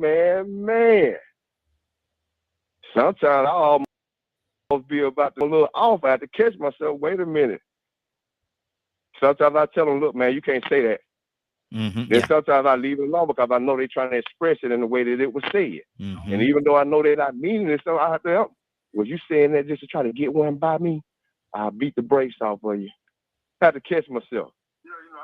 Because I don't know how to express whether or not, I don't even know if it's really something intended to do. So in order to keep from that word bother me to the point of, well, evidently I haven't healed from when I hear certain words. Mm-hmm. Mm-hmm. You know, when I get certain words hurled at me, the first thing that comes to my mind, and it's crazy that I'll go this deep. But the minute I hear that word hurled at me like that with negative intention, I think about Till. I think about James Byrd singing. Mm-hmm. I think about, you know what I'm saying, you trying to do something to me or somebody I love. And that's what you could or would do if wasn't nobody around. And so, you know, I have to catch myself, you know, and that's just from the sound of the word. Not, it might not even be in the energy in the conversation might not even be there. But that's just the feeling that I get when I hear that word. So I have to check myself to make sure I don't do nothing out of the way or do something wrong. Exactly. Because in some cases, people are using the word just to let you know what was said or just express it. I have to let them know, man, you don't have to say that. I know what word you're trying to say. Mm-hmm. Exactly. I'm hearing a TV in somebody's background. Somebody got a TV going on in the background. If you can, I'll mute that TV for me or turn it down a little bit. Let me go to Captain. Good morning, sir. How you doing on this morning? Good morning, Raheem. Good morning, Monaco family. I'm doing good. Thank you for asking. Good. I'm gonna ask you this. What we're dealing with the last topic. We're ready to move on to another topic. But I want to ask you this question, Captain. If you're in a conversation with somebody that you're very close to, and they do something that you not too don't care too much about, and they hurt your feelings, but they don't acknowledge it, don't say anything about it, and just try to let everything go on. And y'all come back later on and y'all have a conversation, and you have to say to them, "But that hurt me. But that hurt me." Cap, were you in that relationship? Were you in that conversation, or what is it that would make you feel as though you will have to acknowledge and let that person know that what they did hurt you? Well, I think everybody's experienced something someone said that hurt them, or even was an insult to them. Yes. Maybe they did it intentionally. Maybe they didn't. I try to give them the benefit of the doubt because the person that's very close to me, it can only hurt deeper because you did not expect that to come from them, really. But, you know, life is full of insults and hurt and pain. Mm-hmm. You have to be above the emotions and really get into the thinking of it. You know, I try, you have family members. My own children would say some hurtful things, but it's more disrespect, hurt. It's very hard to hurt my feelings because I don't drill on that branch, you know. Yeah. I don't drill on that. Mm-hmm. But I say, you know, you should confront them. There's no question about it. Mm-hmm. I want to be like the mom is never let the sun set before you settle your differences. Mm-hmm. And I think it's very important in wait until that thing simmer in you, build up in you. And it's really it's in your stomach and that hurt. And then you know it hurts you. And then instead of you confronting the individual, you better tell somebody else what they said that hurt. And they add fuel to the fire by how you should respond, or you know what they say, and they, you know, that's a shame they told you that. The only reason why they told you that is because X, Y, and Z. So they fan the flames. By the time that you do get a chance to confront the individual, anger has built up into you so much that now that they say hurt people. Yes. It's now you're hurting them. Hurt people. So now you go to say something to get even, in which you say may be very low down or very private, that you and this individual hurt you may know, and then you throw something out there about something that hurt them. That can go on. Yeah, revolving door. You just need to know. Yeah, if you need to know if the person intent. A lot of it is, you know, not intentional, and there's some that is intentional. Some of it's based on jealousy and envy, because only time you can hurt is that it has to have something to do with the truth. You can't hurt if it ain't the truth. Yeah. The Honorable Minister I told me one time, he said, son, do not give attention to that does not exist. Mm-hmm. It makes sense to me. You up all night giving attention to a lie. Mm-hmm. You Exactly. know, somebody that lie, you Mm-hmm. can't sleep because it's a lie. That does not exist. A lie means it's not real. Yeah. So why give attention to something not real? If they said what they said was the truth, you have to accept that, but it was said in the wrong manner, at the wrong time, and among some wrong people.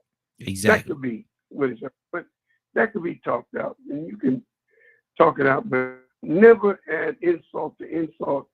Never play a tit for tat. Well, we do that. That seems to be human nature. I remember what Brother Collins used to say, "I wouldn't treat you that way if you didn't treat me that way." Mm-hmm. He was that kind. He just was that kind of dude, a tit for a tat. Mm-hmm. But I think, people who have hurt, as many of us have been hurt, and insulted and disrespected, we rise above that emotion. And if the person have a tendency of doing this, and I think as Sister T said, you walk away from it, man. You out there cipher with me, and I'm not messing with you no more. But if it's not the truth, then how could it hurt? Exactly. If it's not the truth. That's what I think, Brother Ray. Good. Cassandra, good morning. How you doing this morning? Good morning. What do you say to that, Cassandra? Somebody hurt your feelings that's real close to you, and they don't even acknowledge it, don't do anything about it, don't say anything about it, and y'all get into a conversation, and you have to, in the course of that conversation, you have to look at them and say, but that hurt me. Why would you feel it important to even have to acknowledge that to them and let them know that it hurt you, or would you? Well, it was a time when I might just let things slide, but no, because words do hurt.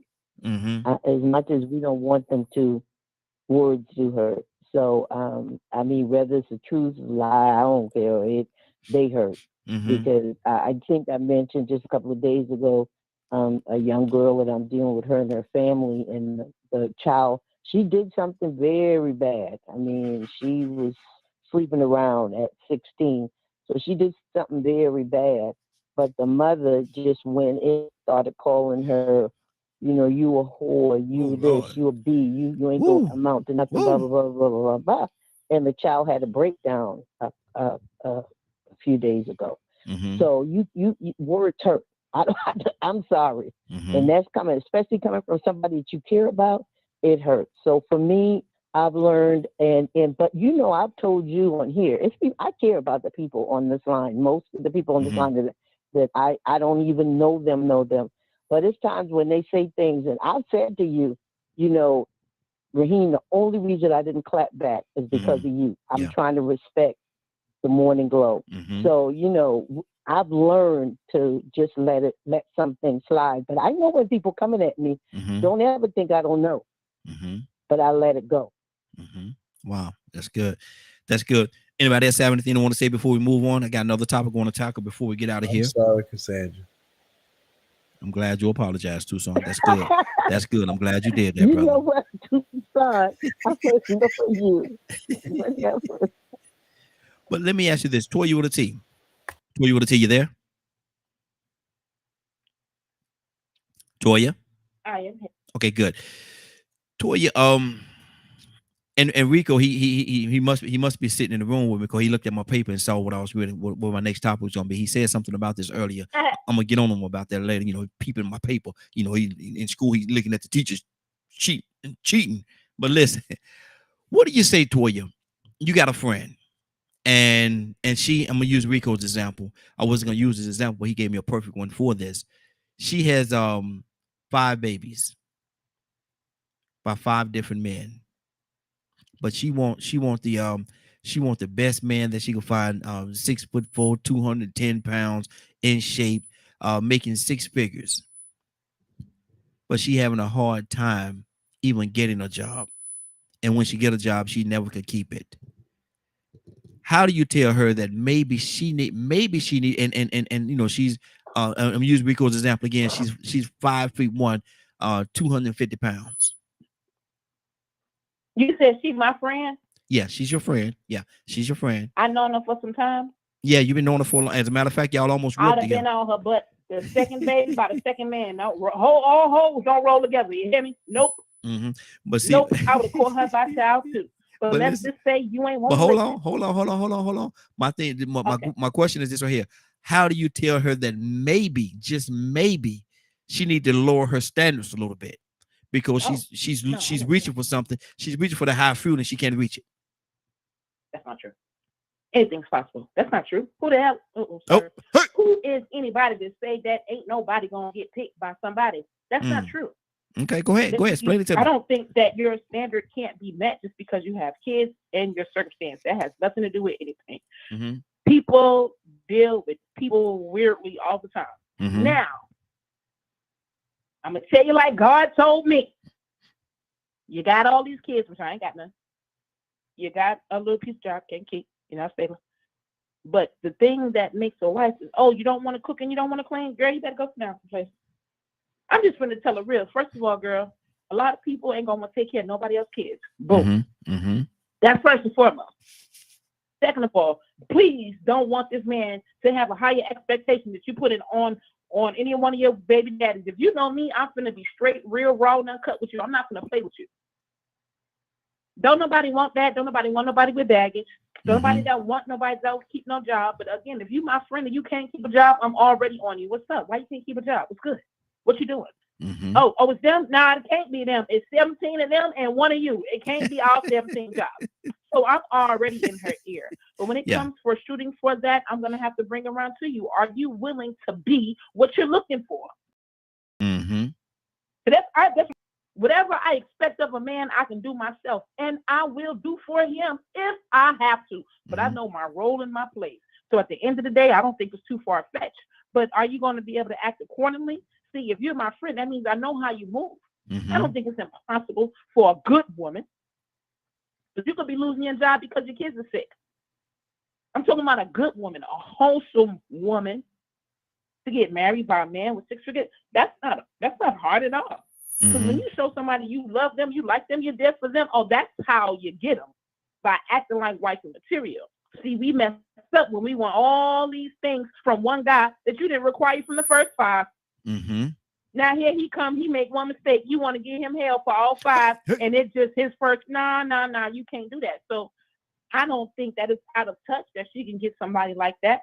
I'm just saying, if you're not in a position to, then your chances probably are going to be slim. And then what are you going to do? I'm all about independence. I'm going to be encouraged her, girl, if you don't get some business about yourself, I'm sorry. I've always been real. Don't nobody want that. Even with my nephews, I tell them all the time, do not do to them what was done to you. Period. You just like a woman, you're valuable. Don't be out here sleeping with all these women, because when you come to me for my mom, oh auntie, I ain't got no money. I don't want to hear it. Because we done already told you, grown behind what to do. You want to do it the way you wanted to do, and now the truth is, now you're stuck. Well, I mean, what? Because you're not listening, because you're not following in suit. No, we finna be all the way 100, sis.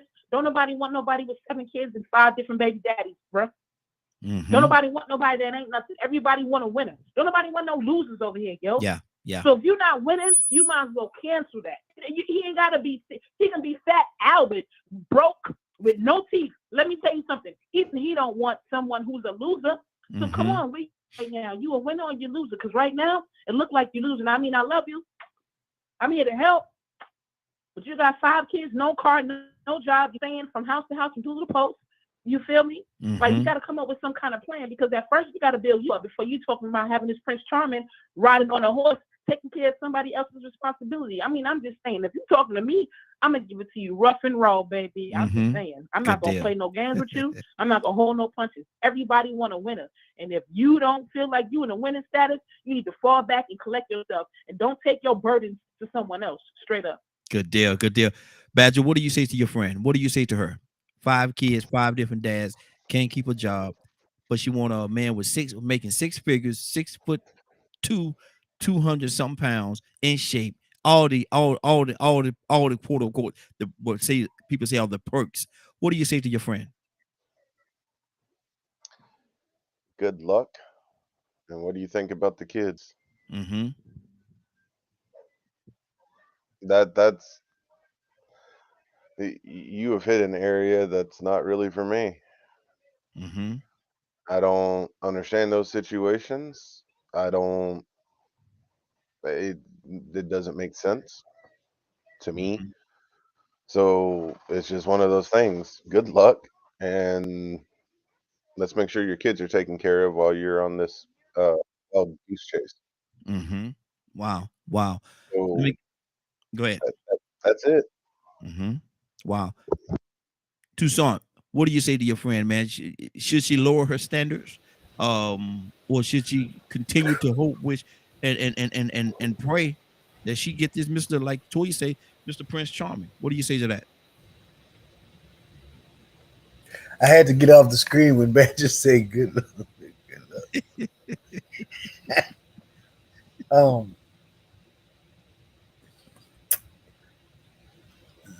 There's a gym down the street. Oh Lord. I'm sorry. Let me go. Let me try to be serious for a minute. Because you Lord have mercy.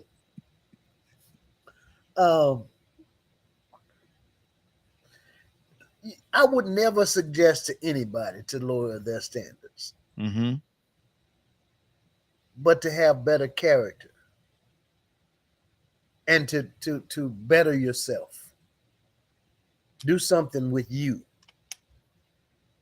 If you want better, you have to be better. I mean, you have to make better choices. Mm-hmm. Because if by now, if you got 6 children by 5 baby daddies, you have not made good choices in your life. Mm-hmm. And then 3 of them, 4 of them are incarcerated. Mm. And you've taken turns in the week or the month, you trying to decide who you're gonna go see. You still having that type of life, Mm. and you want Boaz. Oh, really? And then you got chicken in your mouth.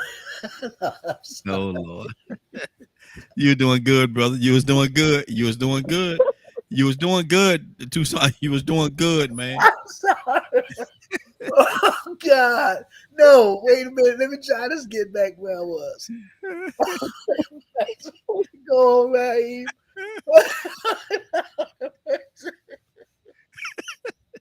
This dude lost it. That man, you were doing good too. So I was sitting there, I was listening to you, man. I was like, Oh God, you got chicken in your mouth.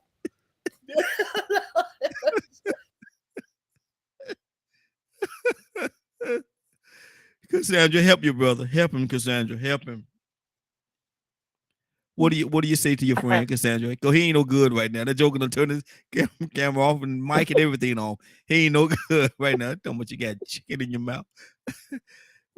Cassandra, do you tell your friend that listen, baby. Now I know you want what you want. And everybody deserves certain things. But maybe No, no, no, no, and no. I never would tell anybody to lower this. I don't care what the service. Never lower your standard. but She needs to Cassandra, get her stuff together, but there is no Cassandra, lower. No, absolutely not. but Cassandra, I'm done. she got No, no, no, no. Toussaint said she got chicken in her mouth. I don't care. She got chicken in her mouth. No. But Cassandra, is that realistic though? Is that realistic to think that she's gonna get a man that has no kid? And let's notice into that she want a man that don't have any kids. She want this man, he don't have any kids, but she got 5 by 5 different baby daddies. Like Toussaint said, 2 or 3 of them are locked up, incarcerated. But now she want a man with all these qualifications and no kids. Is she being realistic? Yep. Wow. There are women that get it, Wow. and I know some, so I know it's real. Oh, but Cassandra, truth of the matter, you may know some, and if you say you do, I know you do, because you ain't gonna come on here and say something that's not true. But I'm sure that you know many others that have not had the experience, maybe 1 out of 100 or more. But Cassandra, that's a stretch. You don't know women, obviously. Oh, I know women. Well, you don't know you Lord, don't know I know them like women. you think you know them, because Oh, there are yes. actually men that will take on a woman like that with no problem, with no Wow. issue with it. Wow. I know several have married men with 5 and 6 children that were good men. So I don't know. I'm done. Okay. Rico, talk to me, brother. What do you say to this, man? Should she lower her standards? Is she trying to reach to the top of the tree and get the high hanging fruit, man? Or should she get some of them that's dangling down, or maybe look on the ground and pick up a few right there and go on about her business? I mean, you know, I might do a little eye opening and make some suggestions to let her know that, you know what I'm saying, that it doesn't have to be that high to accomplish what she's trying to accomplish, or that might not be what's most important right now, especially for her having so many, or with her having so many children. Mm-hmm. You know, but I mean, we can, don't get me wrong, there are a few, you know what I'm saying, women that actually meet men like that take them on, you know what I'm saying, and there's only a few of us seeing a UFO too. Come on. I let her know that.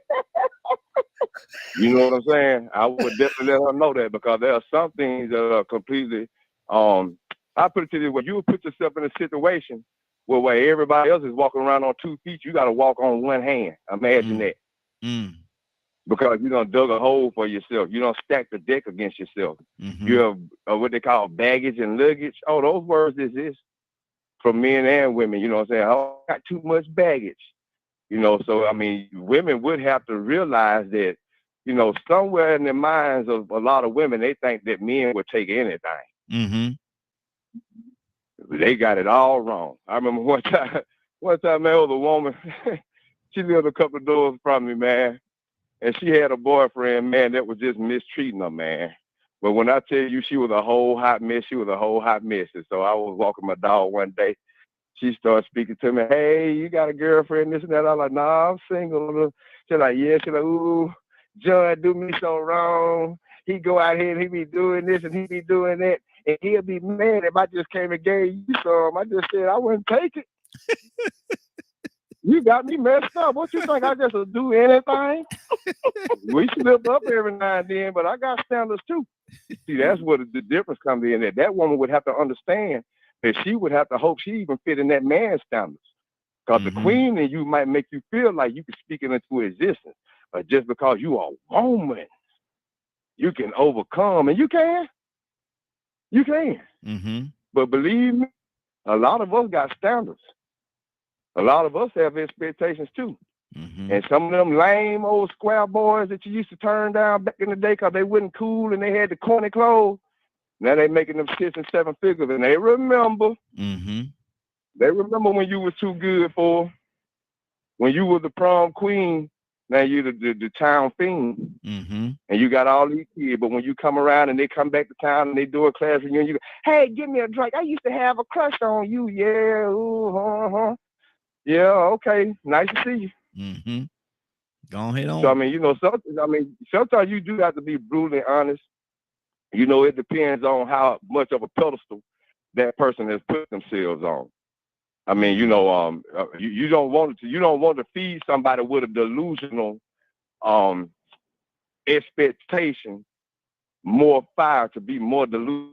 Sometimes if you are a real friend, you're real to men and tell them, look, man, you don't stand a chance. Yeah. Go on over. That's why BBLs are so popular. They might want that 6-figure man, but a lot of these women figure out they got to go and do some things. They're doing a whole lot of extra cosmetic and adding a whole lot of accessories. They need some help. Doing a lot of faking the funk and the attitudes, you know what I'm saying? There's a whole lot of stuff they're doing to get those 6-figure men.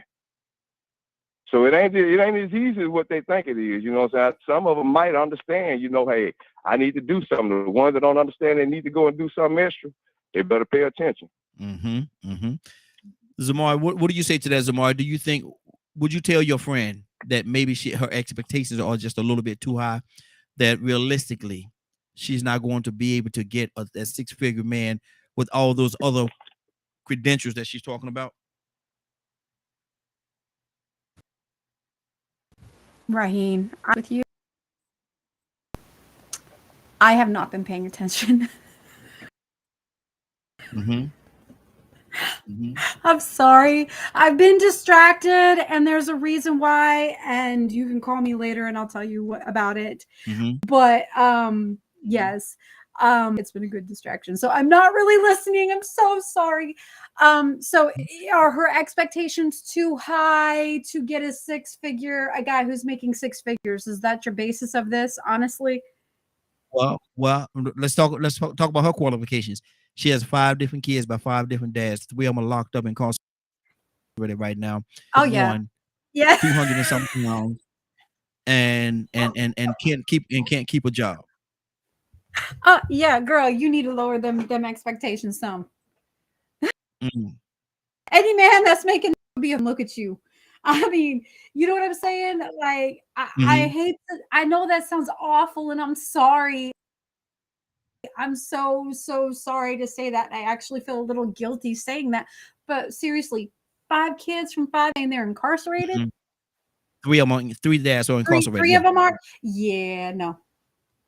No man is going to risk everything that he's worked hard for on a woman like that. Mm. Do you not think she's worth it? It would. I would have to say it would depend on where she was at in her life. Okay, let me put it this way: if she's still living that life, nah, she ain't worth it. Mm. If she's fixing her life, maybe. How do you fix a situation where she has the 5 kids and her physical? You can't fix that, right? But Mm-hmm. you can learn. Well, I messed up over here. That's not what I want to do anymore. What is she doing to reach that level of success for herself? Mm-hmm.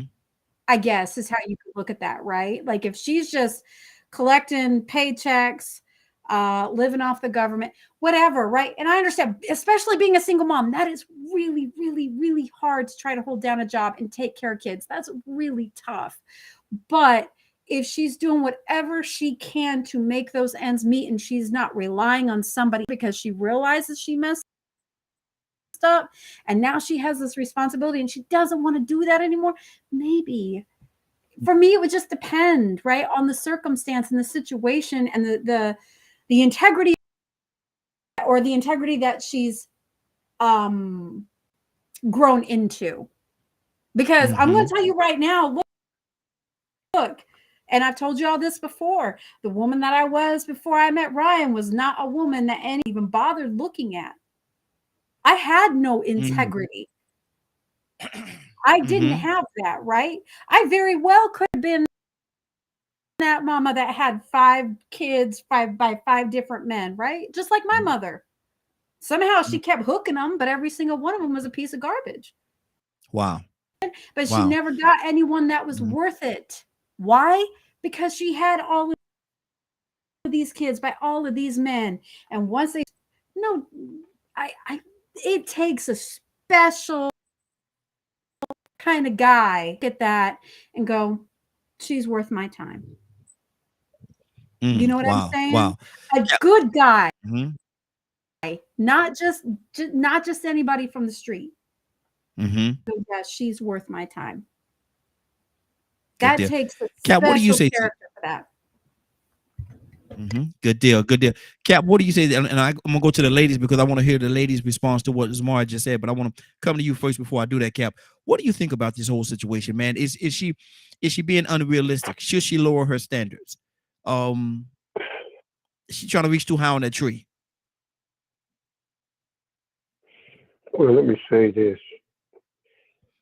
You know, my mama used to say, people in hell want ice water. Hey. You know what you want, but you need to get what you need, you know? I want to need, so she want someone with 6 figures. She wants that idea. That's what she wants. She just needs someone who loves her for what she is and provide for her the kind of needs that she's looking for. Now, however, her situation, you're talking about, should she lower her standards? Mm-hmm. Well, the fact that she got 5 children, 5 different men, you don't have to lower your standards. Her standards have already been lowered. Mm-hmm. And she know her standards were lowered. That's what got her to 5 babies, because she lowered her standards.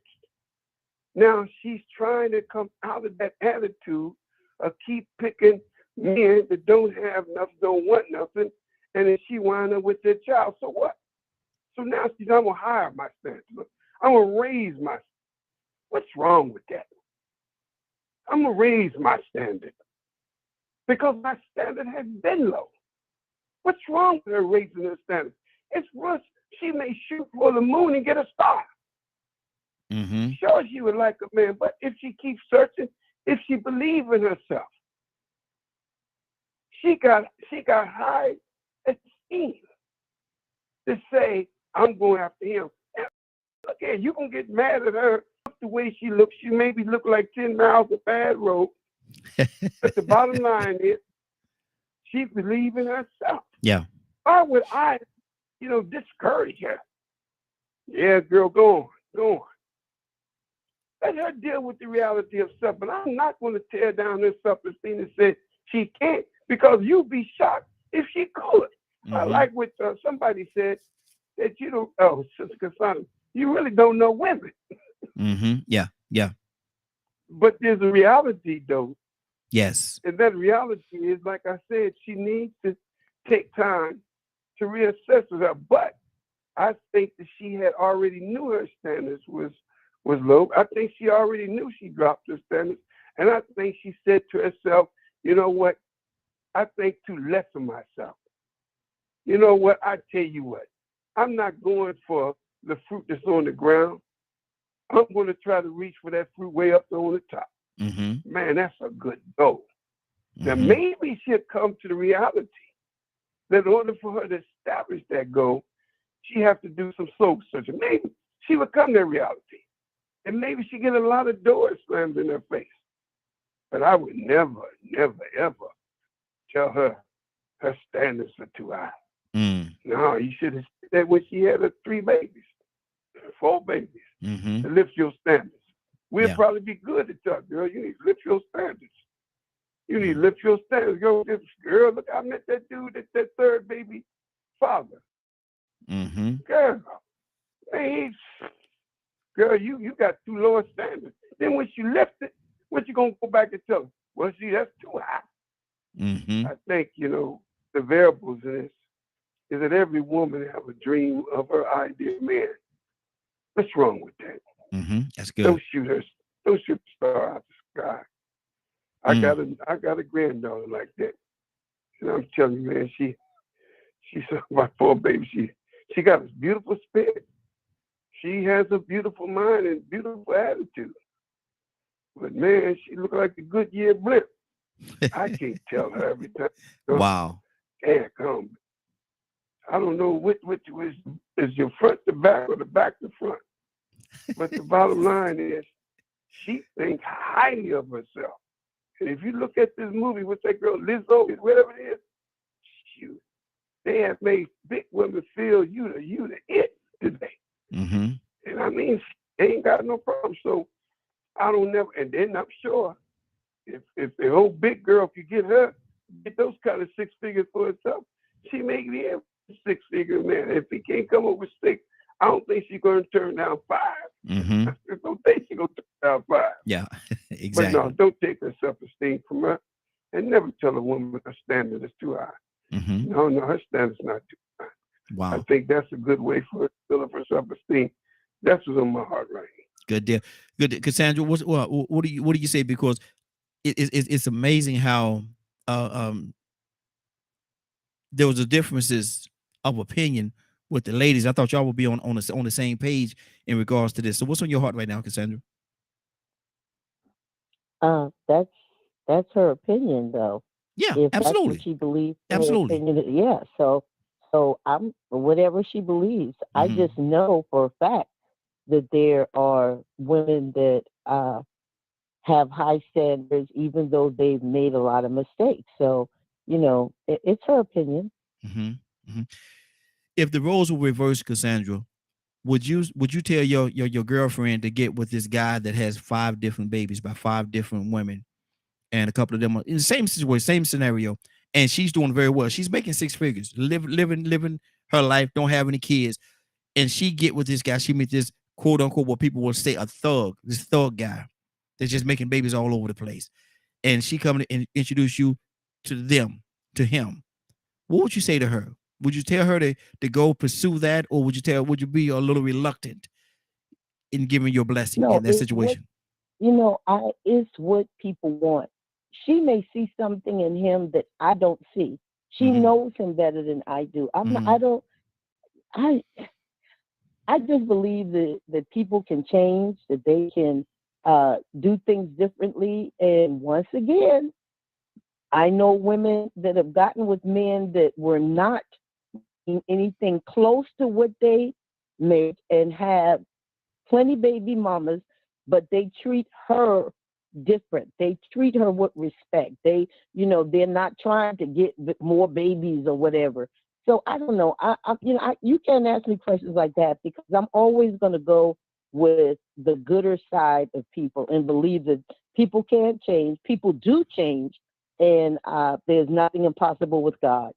Do you think a lot of times, no matter ask you this question, I'm gonna go to tour you with a T. Do you think sometimes, I'm not gonna say all the time, but a person become the house that they live in? I don't know what that means. If you get a person that's out of the quote unquote the hood of Blase ghetto or whatever, what are you saying? You move them to the suburb, and they like Fresh Prince, like the Fresh Prince of Bel Air. He moved from west side of Philadelphia to Uncle Phil's house, and you start to see how he started conforming to the way that they did things over there, and started leaving behind some of the hood things. Do you think you become the house that you live in? Not always, but it Absolutely. happens, and Mm-hmm. people adapt. People or we should be able to adapt Mm-hmm. as best we can to our environment. Wow. Wow. Toya with a T, what is your stance on this whole situation? Because it was amazing how y'all ladies had a difference of opinion, and everybody got their own opinion. Theirs got their own. But what do you think about this? And if the roles were reversed toward you with a T, what would you tell your friend that met this guy that's in the same situation? Well, the same rules apply whether it's a guy or a girl. We have to accept the circumstances. How he doing? Is he with you for the money? Is he making money? Like, what's the circumstance? Mm-hmm. If you say he's a thug, Yeah. how does he treat you though? Because it's somebody for everybody. Mm-hmm. So just because he look one way to you, don't mean that's what he is. Is he good to you? Does he take care of the kids?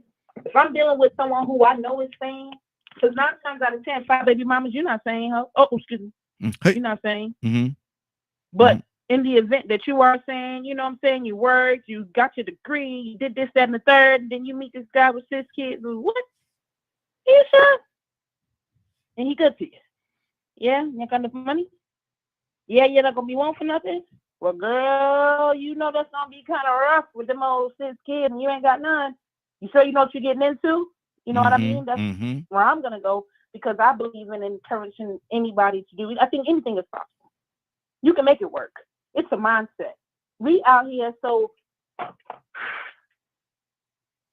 loveless. It's all right to love somebody with kids as long as they love you, as long as it's love. Mm-hmm. You can make mistakes. You can make mistakes 5 times. You can be easy 5 times, and the 6th time that'd be your Prince Charming because guys lie. Oh, I like you. Guys stretch lies out. They do it for years and months, have babies outside and all this, and you never knew because you so wrapped up in I just want to be a wife. You're not paying attention to anything else. So it can happen. It's possible. You could have been married. It could be one with 5 kids and he drugged you and you moved on. Anything is possible if both of y'all on the same page. So yes. But what I'm not going to do, I'm not going to tell nobody what's not possible because just because you think it's not possible, that's you. That's you. But can't nobody tell me I'm not going to be no billionaire. I don't care what none of y'all say. I've been on the phone with all of y'all for years. I don't care what you ain't seen happen. Did you hear what I just told you? Me and God gonna get. So you can keep talking. You could have said it 4 years ago. I wasn't gonna make it. You can say it today, but 4 years from now, or whenever I bust it out and I do, I'm gonna say I told you so. Because this is not determined upon what you say. Everything we get by God, yo. So you can't tell me because I'm fat, because I'm skinny, because I'm old, because I'm tall, because I'm too educated, because I'm this, who I can't get and what I can't achieve. That is not up to you. It ain't up to you because of your opinion. Because you, Toya, you're so, oh my gosh, you're so scary. You're never gonna get a good man. I just told my parents the other day. My daddy told me, he said, you ain't gonna get a God good to me. I said, I rebuke you in the name of Jesus. What you mean? You're not the only good guy. You may have been the most humblest because you did not require sex from me. So you're right. If you think I'm gonna find a guy to buy me everything like my daddy and not give none, you might be right. But what you're not gonna declare over my life is that I can't have good. I can't have what's mine. I can't have the man of my dreams. I rebuke that. So whether it's a guy or a girl, if it's in your cards, if you love each other, if you working hard, if y'all trying to build something, if y'all on the same page, it could work. Stop being superficial because the fat girl is the one that really loves you, not the BBL. She ain't even real with herself. Go buy fake boobs. You think she's gonna be real with you? Come on with the joke. So at the end of the day, it's about mindset. And if you are one of the less secure people, then of course you're gonna say to yourself, "Oh, I'm never gonna get a man like that. Oh, I'm just gonna stay here with this one and just be lonely because I'll never." You doing it to yourself. Stop listening to people telling you what you're not, because that's their opinion and not your truth. Wow. Rico, talk to me, brother.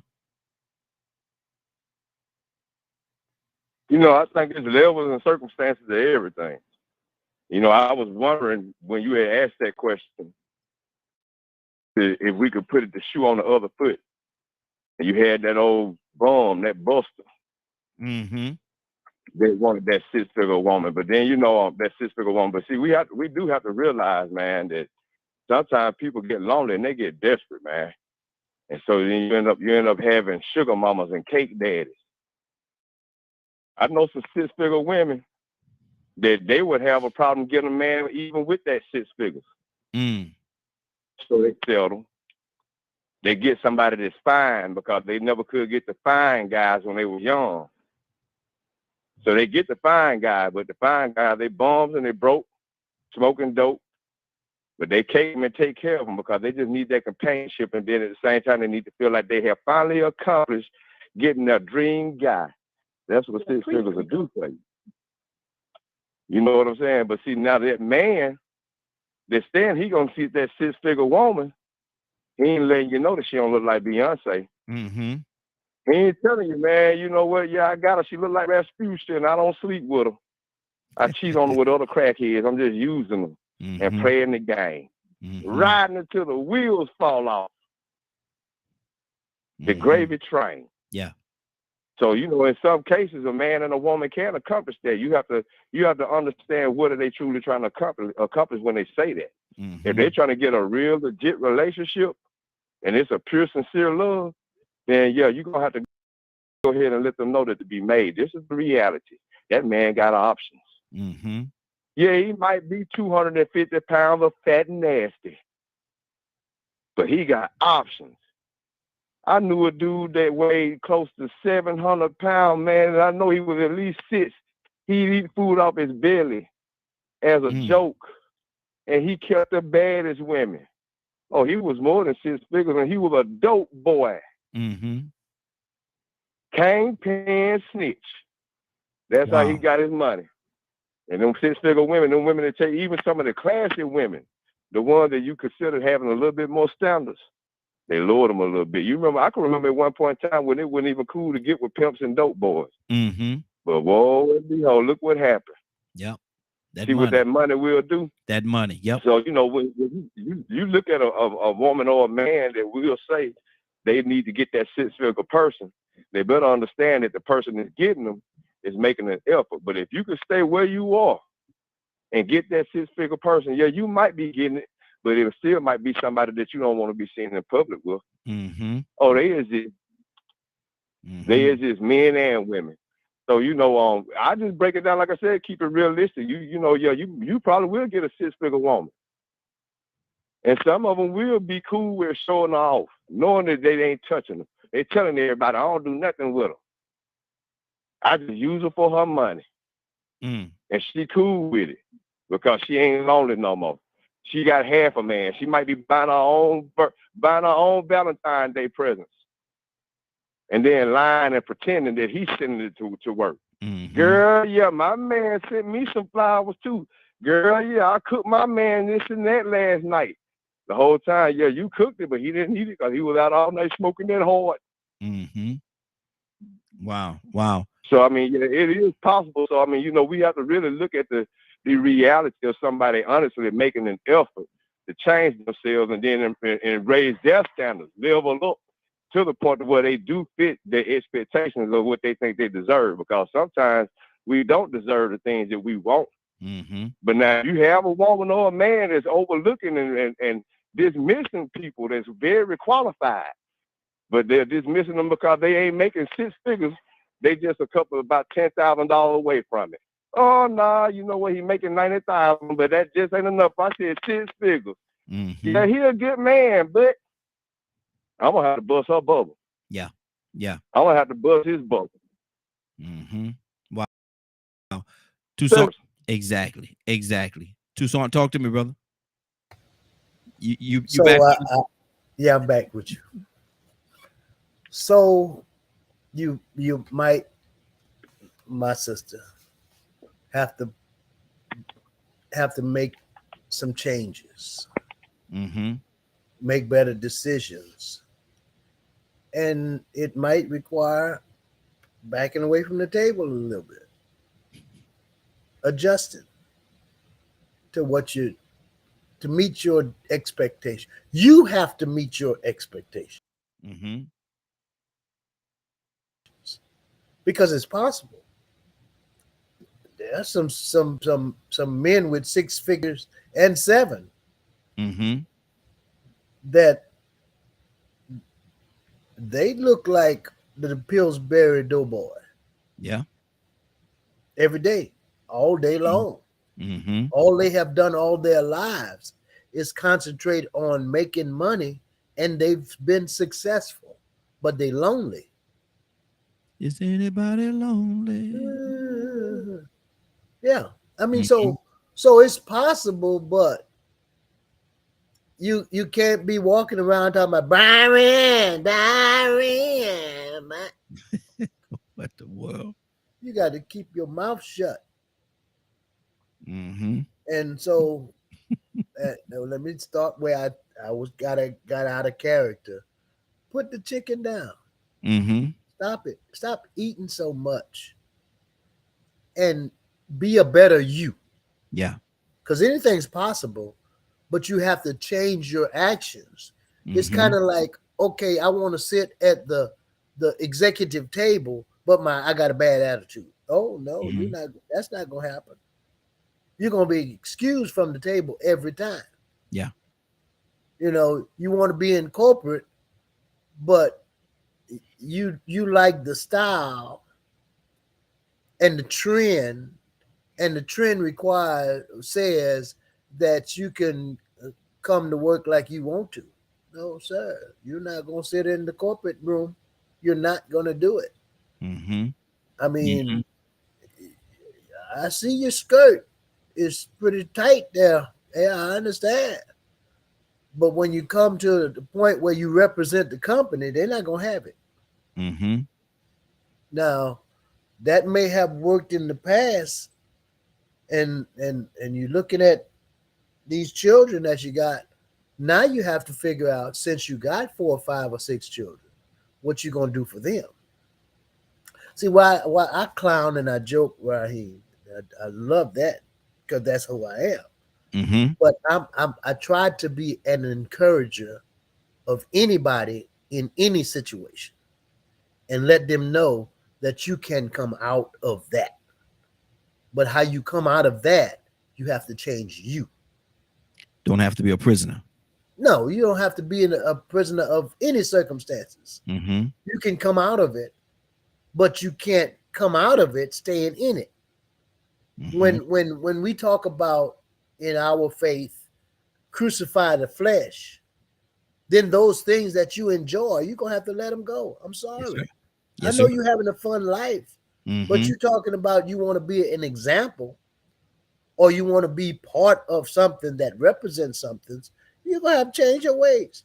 Mhm. You say, well, oh, I done joined the church and I've been baptized and all that kind of stuff, and then they look at your Facebook page and you cussing and fussing. Mhm. Wait a minute now. I mean, stop. Hold up now. Wait a minute. It You don't line want up. somebody to respect you. Yes. You don't respect you. Mhm. And the same thing with these relationships and people that desire, they got high expectations and low standards. That don't add up. Mhm. One of them gonna have to meet the other. And so anyway, I mean, At some point. At at some some point. point, Mhm. Good I deal. mean, Lord have mercy, it might work out for you in the wintertime. No, just do it. Just do it. Just do it. Zamari, what's on your heart? Not a Now, you know, if when you ask that question, I will say the weight issue, or when you mentioned the woman's weight, that wasn't even in my mind, because I don't care what size you are, right? And men don't all the time. If man loves you, he ain't looking at you or a size 10. He don't care, or a size 15, whatever. I don't even know. But you know, that to some people it matters. To ones that are looking for someone to love, that is not anything that they're looking at. They're not looking at your weight, whatever. And if if you the are, roles, like Toya said, that's superficial stuff, man. let me ask you this, Zamari. If the roles were reversed and it was a guy that had the 5 kids by 5 different mothers, the whole scenario was reversed, and your friend, your very close friend, was a young lady that's making 6 figures, don't have any kids, doing very well for herself, and she meet him. What would you tell her about that situation? It would be the same. I would still feel the same way, right? It's about the integrity of the person. Mm-hmm. So, okay, they got these 5 babies. It's the same situation. They got these 5 kids by these different, I don't know, you said 5 different women, right? Yes. It's the same. So it's literally the same situation. But is he trying to do that still? Or is he trying to better himself? So you can't really hold that against somebody. Same with that woman who might have those 5 babies, right? By 5 different men. She's got 3 of the baby daddies that are incarcerated. Okay. But what is she doing now? My answer is still the same. What is he doing now? Mm-hmm. So it shouldn't matter, right? But if you're still in your same mess and you're expecting to find someone that isn't, and for some people, right, it might take that one good person for them to realize their own self-worth sometimes. I mean, shoot, that's what it took. Mm-hmm. Mm-hmm. Because I had zero self-confidence. Zero. Mm-hmm. I didn't feel good about myself. I thought I was ugly. I thought I was fat. At 100 pounds, I thought I was fat. You see? So it's a mentality, right? I didn't think anybody, I'm just a piece of trash.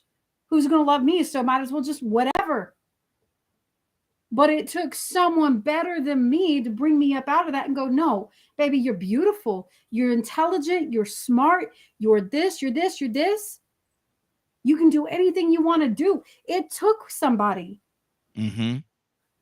So, you know, but, and yeah, it took a lot of work. But I wasn't trying to mess up anymore. Mm-hmm. You know, like I wanted something different. But when you find that one person and they're sitting there and they're saying, I love you. You're this, you're this, you're this, you're all of these. Like what Cap said, I love what he said, right? About reaching for that star. Don't tell them they can't reach for that star. So I loved that. I love that. So I don't care, right? But it's about the integrity of the person. Are they trying to be better? Do they want to be better? Are they making those changes for themselves? He might not have money right now, but yeah, I bet you anything. Wait 10 years. Wait 5. He Yeah. might be the CEO of a company. You don't ever know. And the same for that woman that's messed up all those times. You just don't know. Wow, that's good. That's good. But as long as you see those changes happening, right? That's where I'm coming from with that. That's what I was trying to say earlier. It's about the integrity of that individual. If they've learned from those mistakes and if they're trying to forward in a way. Good deal. Good deal. Let's keep this thing going. Cap, what's on your heart? Cassandra, coming to you next.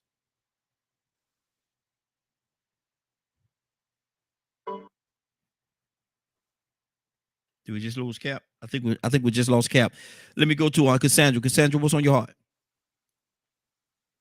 I don't have anything else on that. Mm-hmm.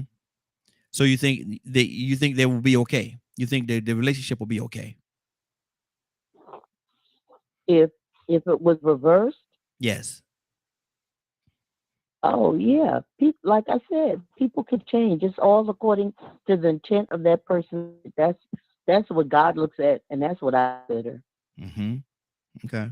Okay. Cassandra, I'm gonna ask you a different question. And you know this story very well. It has nothing to do with what we was talking about a minute ago. It's totally different.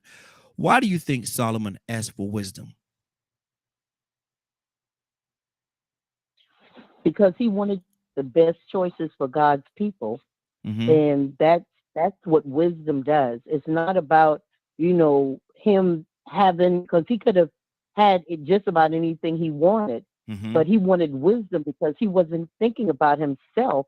He was thinking about how he would serve God's people. And that's what, leaders do. That's what people who care about other people do. You want to know what God are the best things that I can say to strengthen that person, to keep them going, to build them up, so, that's it. What's right and what's good. So that's why he asked for wisdom. Okay. Because he could have asked for anything he wanted, right?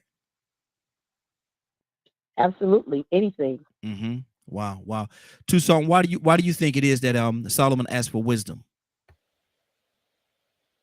Because he was a leader.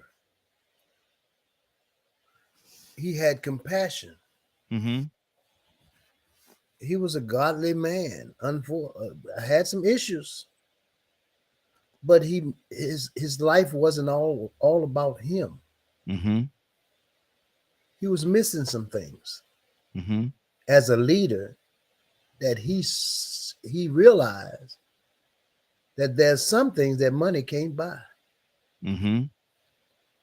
And then he knew who he was talking to, and the people that he was trying to lead didn't belong to him. They belonged to the person he was talking to. That's just me. Mm-hmm. So I think that he thought before he responded. Look at here. I've seen how my daddy conducted himself. Mm-hmm. I've seen how this thing turned out. I believe that he figured out how much hardship they all went through to get where they were. And he needed something to not get in the same predicament that his father got into. I'm just saying. Mm-hmm. Mm-hmm. So in thinking about that, he needs to be wise. Mm-hmm. He needed some understanding, because these people were not the best type of people. Mm-hmm. They were stiff-necked, and rebellious. Yeah.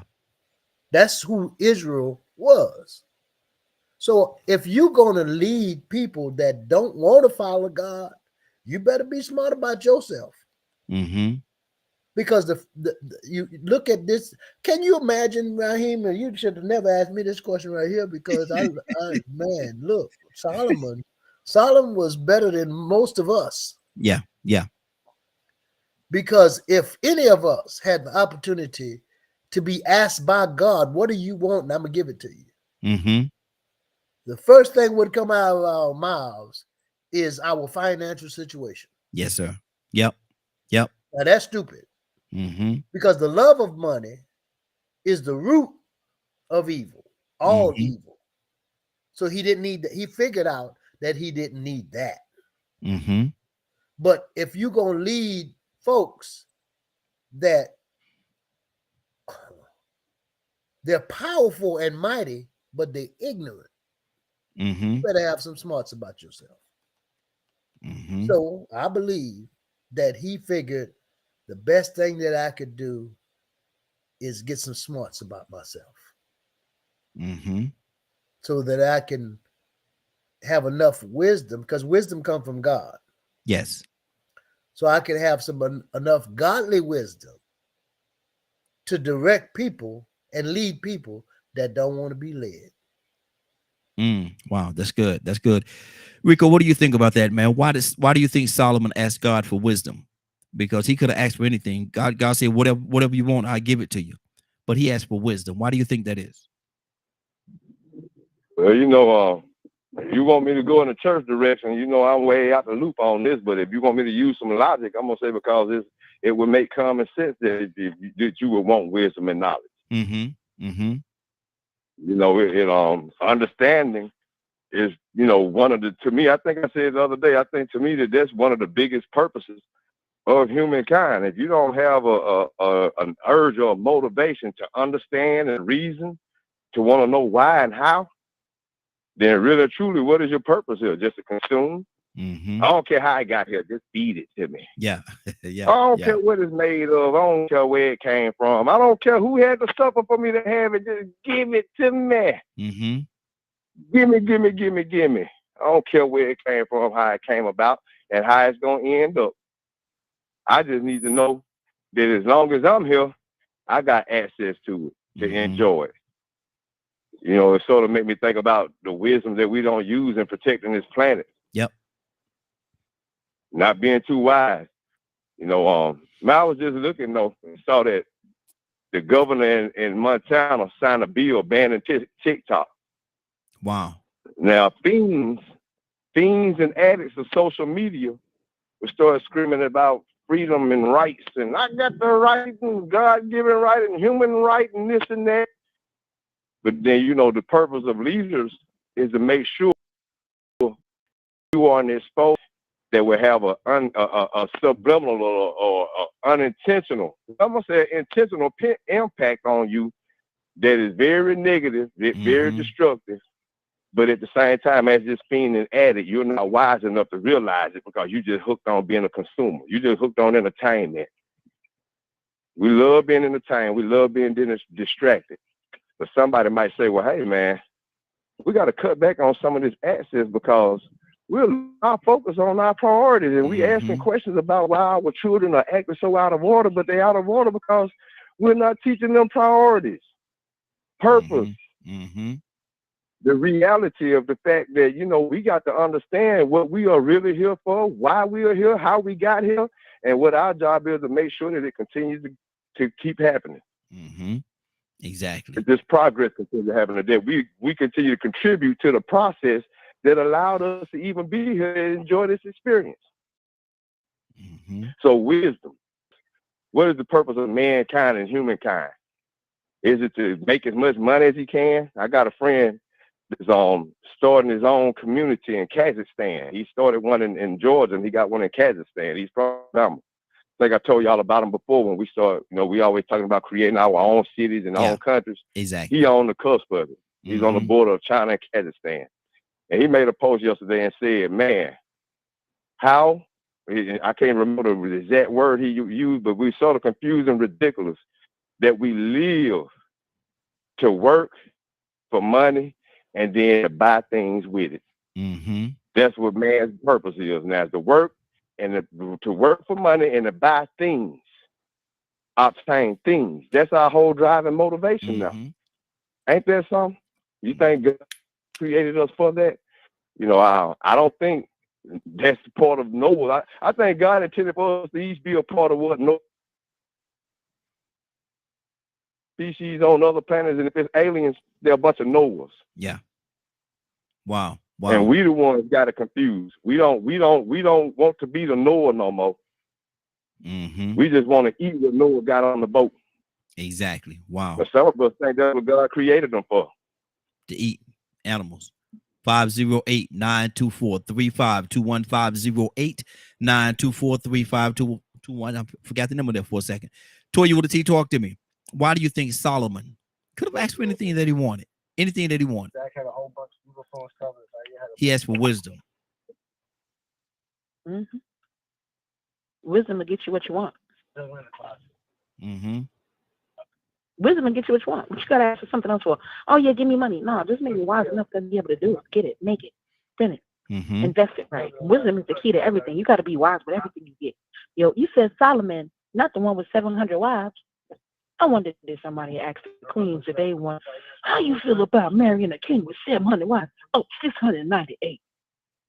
I mean, I'm just saying, since we were talking about wives. Yeah, exactly. Yeah, exactly. That makes sense. Babies, other babies, and multiple babies from other babies and all over the place. But even back then, it wasn't right. God talked about it not being right. But he was still King Solomon, who was still wise enough to know how to operate in this world. Still wise enough to know how to judge people the right way, not the selfish way, even though he was selfish because some of God's rules, having all these multiple women that God said, what? Don't take on no foreign wives. Yep. But he did it anyway. But he was still blessed. See, this is what killed me about Christians. They make it seem like, oh, you saying you ain't going to get nothing. That's a lie. Look at Solomon. Look at David. Look at all of them. Look at all of them. But at the end of the day, you need to be wise enough to be able to know what to do with that money since you want to know it. Since you want it, you need to know, you need to be wise enough to know to do with that wife. Because when you find a wife, that's a good thing. But you need to know wise enough how to be there for. Wise enough to make her feel like your king or your queen, or whatever sex you are, the opposite. Wise enough to raise a kingdom. Once you get wisdom, what do you need anything else tangible for? Because anything that's tangible, you still need wisdom to operate it, run it, get it out there. So Solomon, he was already 2 steps ahead of the game. He know that gold don't mean nothing, riches, rubies, that don't mean nothing. I need to be wise enough to get down in that ground and get it out without the whole ground caving in on me. I need to be wise enough to be able to get it and cut it up and do it in different ways where it can be a commodity to others. So I think that when Solomon thought about wisdom, he thought about, forget that outside stuff. I want to be the creator of it. And that's like me, right? I got a big issue buying into somebody else's stuff. I'm always trying to come up with something on my own. Forget going to give my money to somebody else. I want to be wise enough to create that thing where people give me their money. And I think that's the kind of mindset that Solomon had. A wise mind to be able to help him navigate through whatever his desire was in life. Because you can be a rich fool. You can be a hoish dummy. Come on. You can be a bunch of kid having, fat, out of shape, wide, wobbly, nasty attitude having person. All because you ain't got no wisdom. You're not wise enough to know when to hold them, when to fold them, when to let them go, and when to run. So wisdom is the foundation for everything. Because you got to be wise to build kingdoms. You got to be wise to rule kingdoms and not be overthrown. So wisdom. That's gonna introduce you to a multitude of industries versus just saying, "Oh, I want to be the richest girl in the world." No, I want to be the richest girl. I want to be wise enough to be a billionaire, Lord. I want to be wise enough to make sure that my heart is good, but that way I don't make nobody feel like they can't do it or less than. That's what wisdom gets you. As for tangible goods, they're gonna run out eventually. Absolutely, absolutely, good deal, Zamari. Why do you think it is that Solomon asked for wisdom and not wealth and money and all the other things? Why do you think it is? Put in the chat, right? He asked for the wisdom to govern God's people because he knew that he knew he couldn't do that, right? He was going to need some otherworldly what do you call it? Guidance to do that correctly. Because without that, what? He's just human. He probably would have messed that up otherwise. Come on now. Right? We would all probably have messed that up otherwise when we don't listen when we're supposed to. So that's why. Yeah, good deal. You know, that's it. He knew he couldn't do it on his own.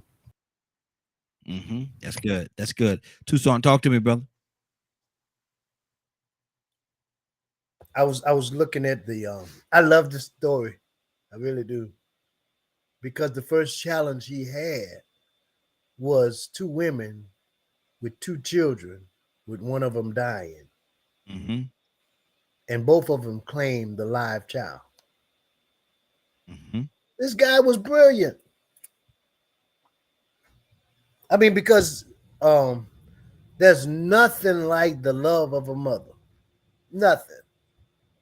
They will go to, I don't know, daddy might not go see you in jail, but mama going. Mm-hmm. I mean, you can be strung out, tore up from the floor up, been in jail for years. She might not send you no money on the books, but she sure not gonna be praying for you. Mm-hmm. So here's these two women that are laying. I don't know how that was going on, but and one rolls over her, lays over, and she winds up Killing, suffocating her Yeah. child. Mm-hmm. Yep. But then she switched to children. Mm-hmm. King wasn't even there. Solomon wasn't even there. Can you imagine what you needed to solve that issue? And here's Solomon sitting there having to make a choice, a decision, judge the lie from the truth Mm-hmm. between a woman and a mother. Come on. Come on.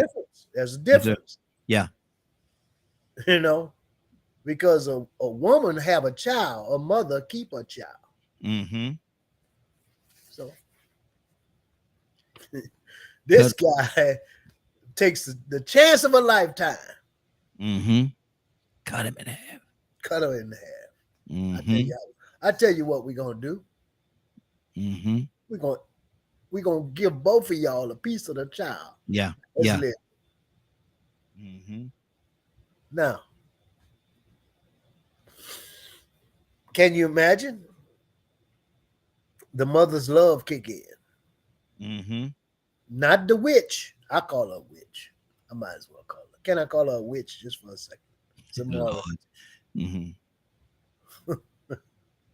Because some people don't care nothing about their children, their own children, let alone somebody they claim to be their child. Mm-hmm. And the mama stands up. I love this story, man. I think I'm gonna talk about this pretty soon. Yes, sir. The mother just says, "Give her the child. Give her the child." Don't do that. What you got to allow your child to live because you never know what they're gonna wind up to be. Mm-hmm. So sometimes you got to make the ultimate sacrifice because that's what God did. He made the ultimate sacrifice. He gave up his child. Boy, I tell you what, I'm gonna shut up. I'm gonna put this on paper. Yes, Thank sir. you very much, right here. Hey, to God be the glory, brother. Cassandra, talk to me.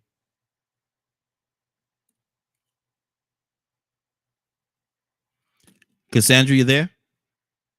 Yeah, I'm here. I just don't have anything else to add. I just believe that, I don't know. We have to have a belief that people want to do better. Some people do. And how did Solomon know things can be? How did Solomon know that was going? How did Solomon know that was going to play itself out in the way that it did? Because of his wisdom, because he has the wisdom of God. He knew that a real mother is not ever going to see her child killed rather than just give him to the other woman. So it's just the wisdom of God. He knew how that would play out. I believe with all of my heart. He knew when God gave him the scenario, he knew how it would play out, and it played out just the way he thought. So then the wisdom after he saw what one woman said was, okay, give this woman the child, because any mother would do that. That's what a real mother would do. Yeah. So it played out just the way.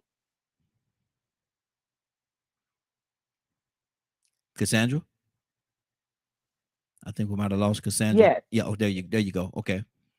Yeah, and that's true, because it definitely played out in the way that it should, and the child was returned to his rightful mother because of that love. Yep. But we ain't gonna deal with the what ifs. We ain't gonna deal with the what ifs. Rico, what's on your heart, brother?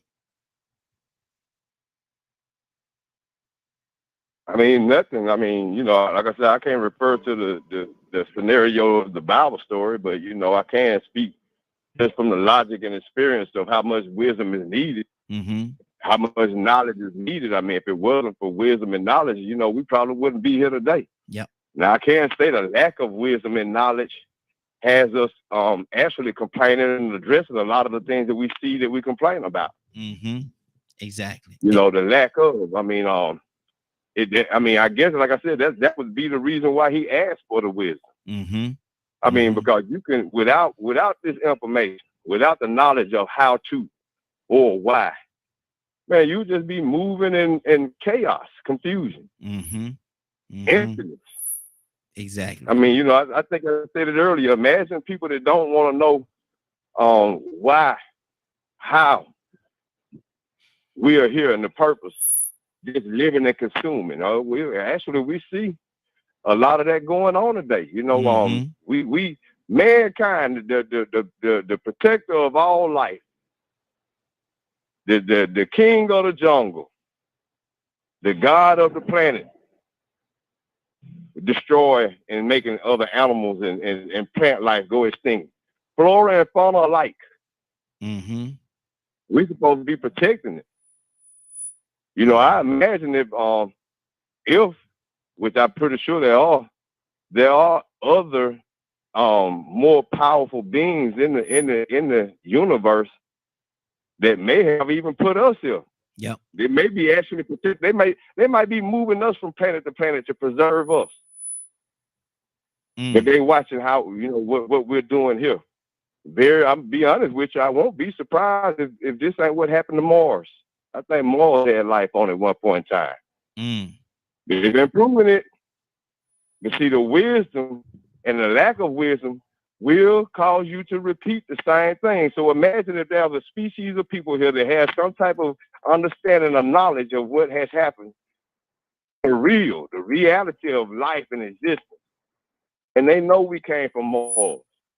And they know there was some greed and some lack of wisdom and some addiction and just being in love with consuming, involved with the life on that planet, having to move and come to Earth and colonize it, conquer it and colonize it, and then send it in a total another direction by introducing another culture. But they still came here with the same culture that they had to just be greedy and consume and pillage and drain and to drain to a point where they destroy a planet and is no longer habitable. Somebody might know this. It might be true.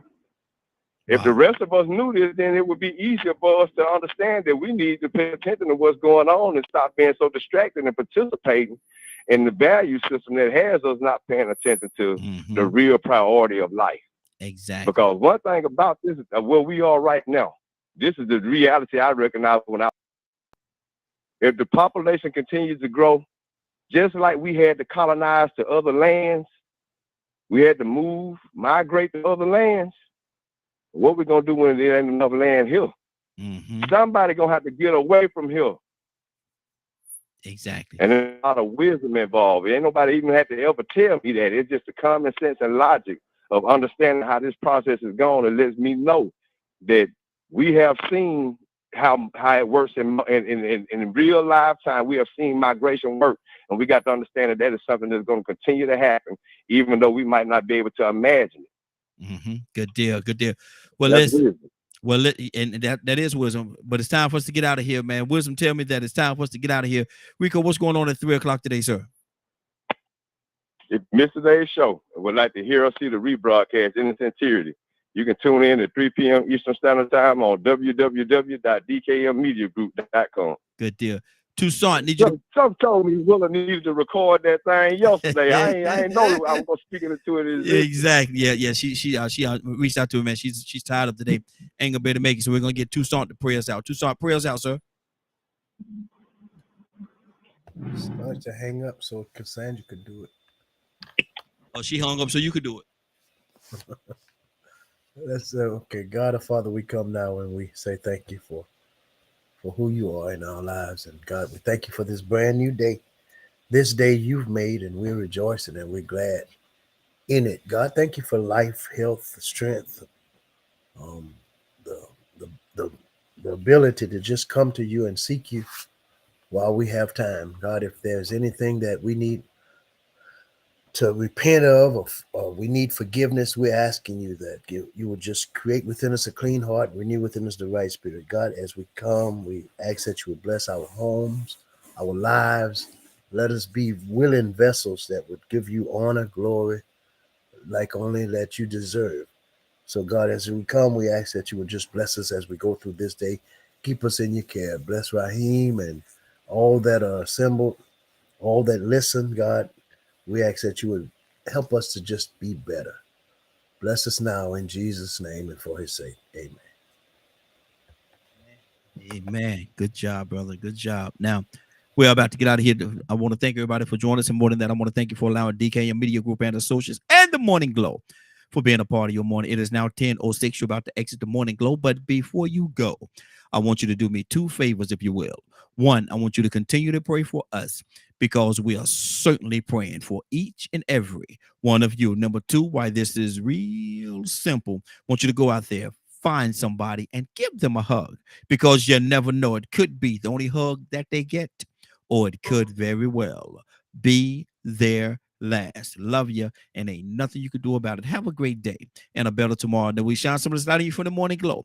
Take it out there into this wicked and cruel world that we live in, and let your light so shine. If you get an opportunity, give somebody some love. You just might find some love in return. Won't that be a beautiful thing? Have a great day. Take care of each other.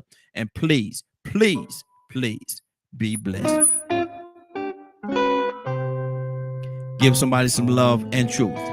They would appreciate it. And I'm quite sure that you will as well. Have a great day. Love you. Talk to you tomorrow morning. God say the same.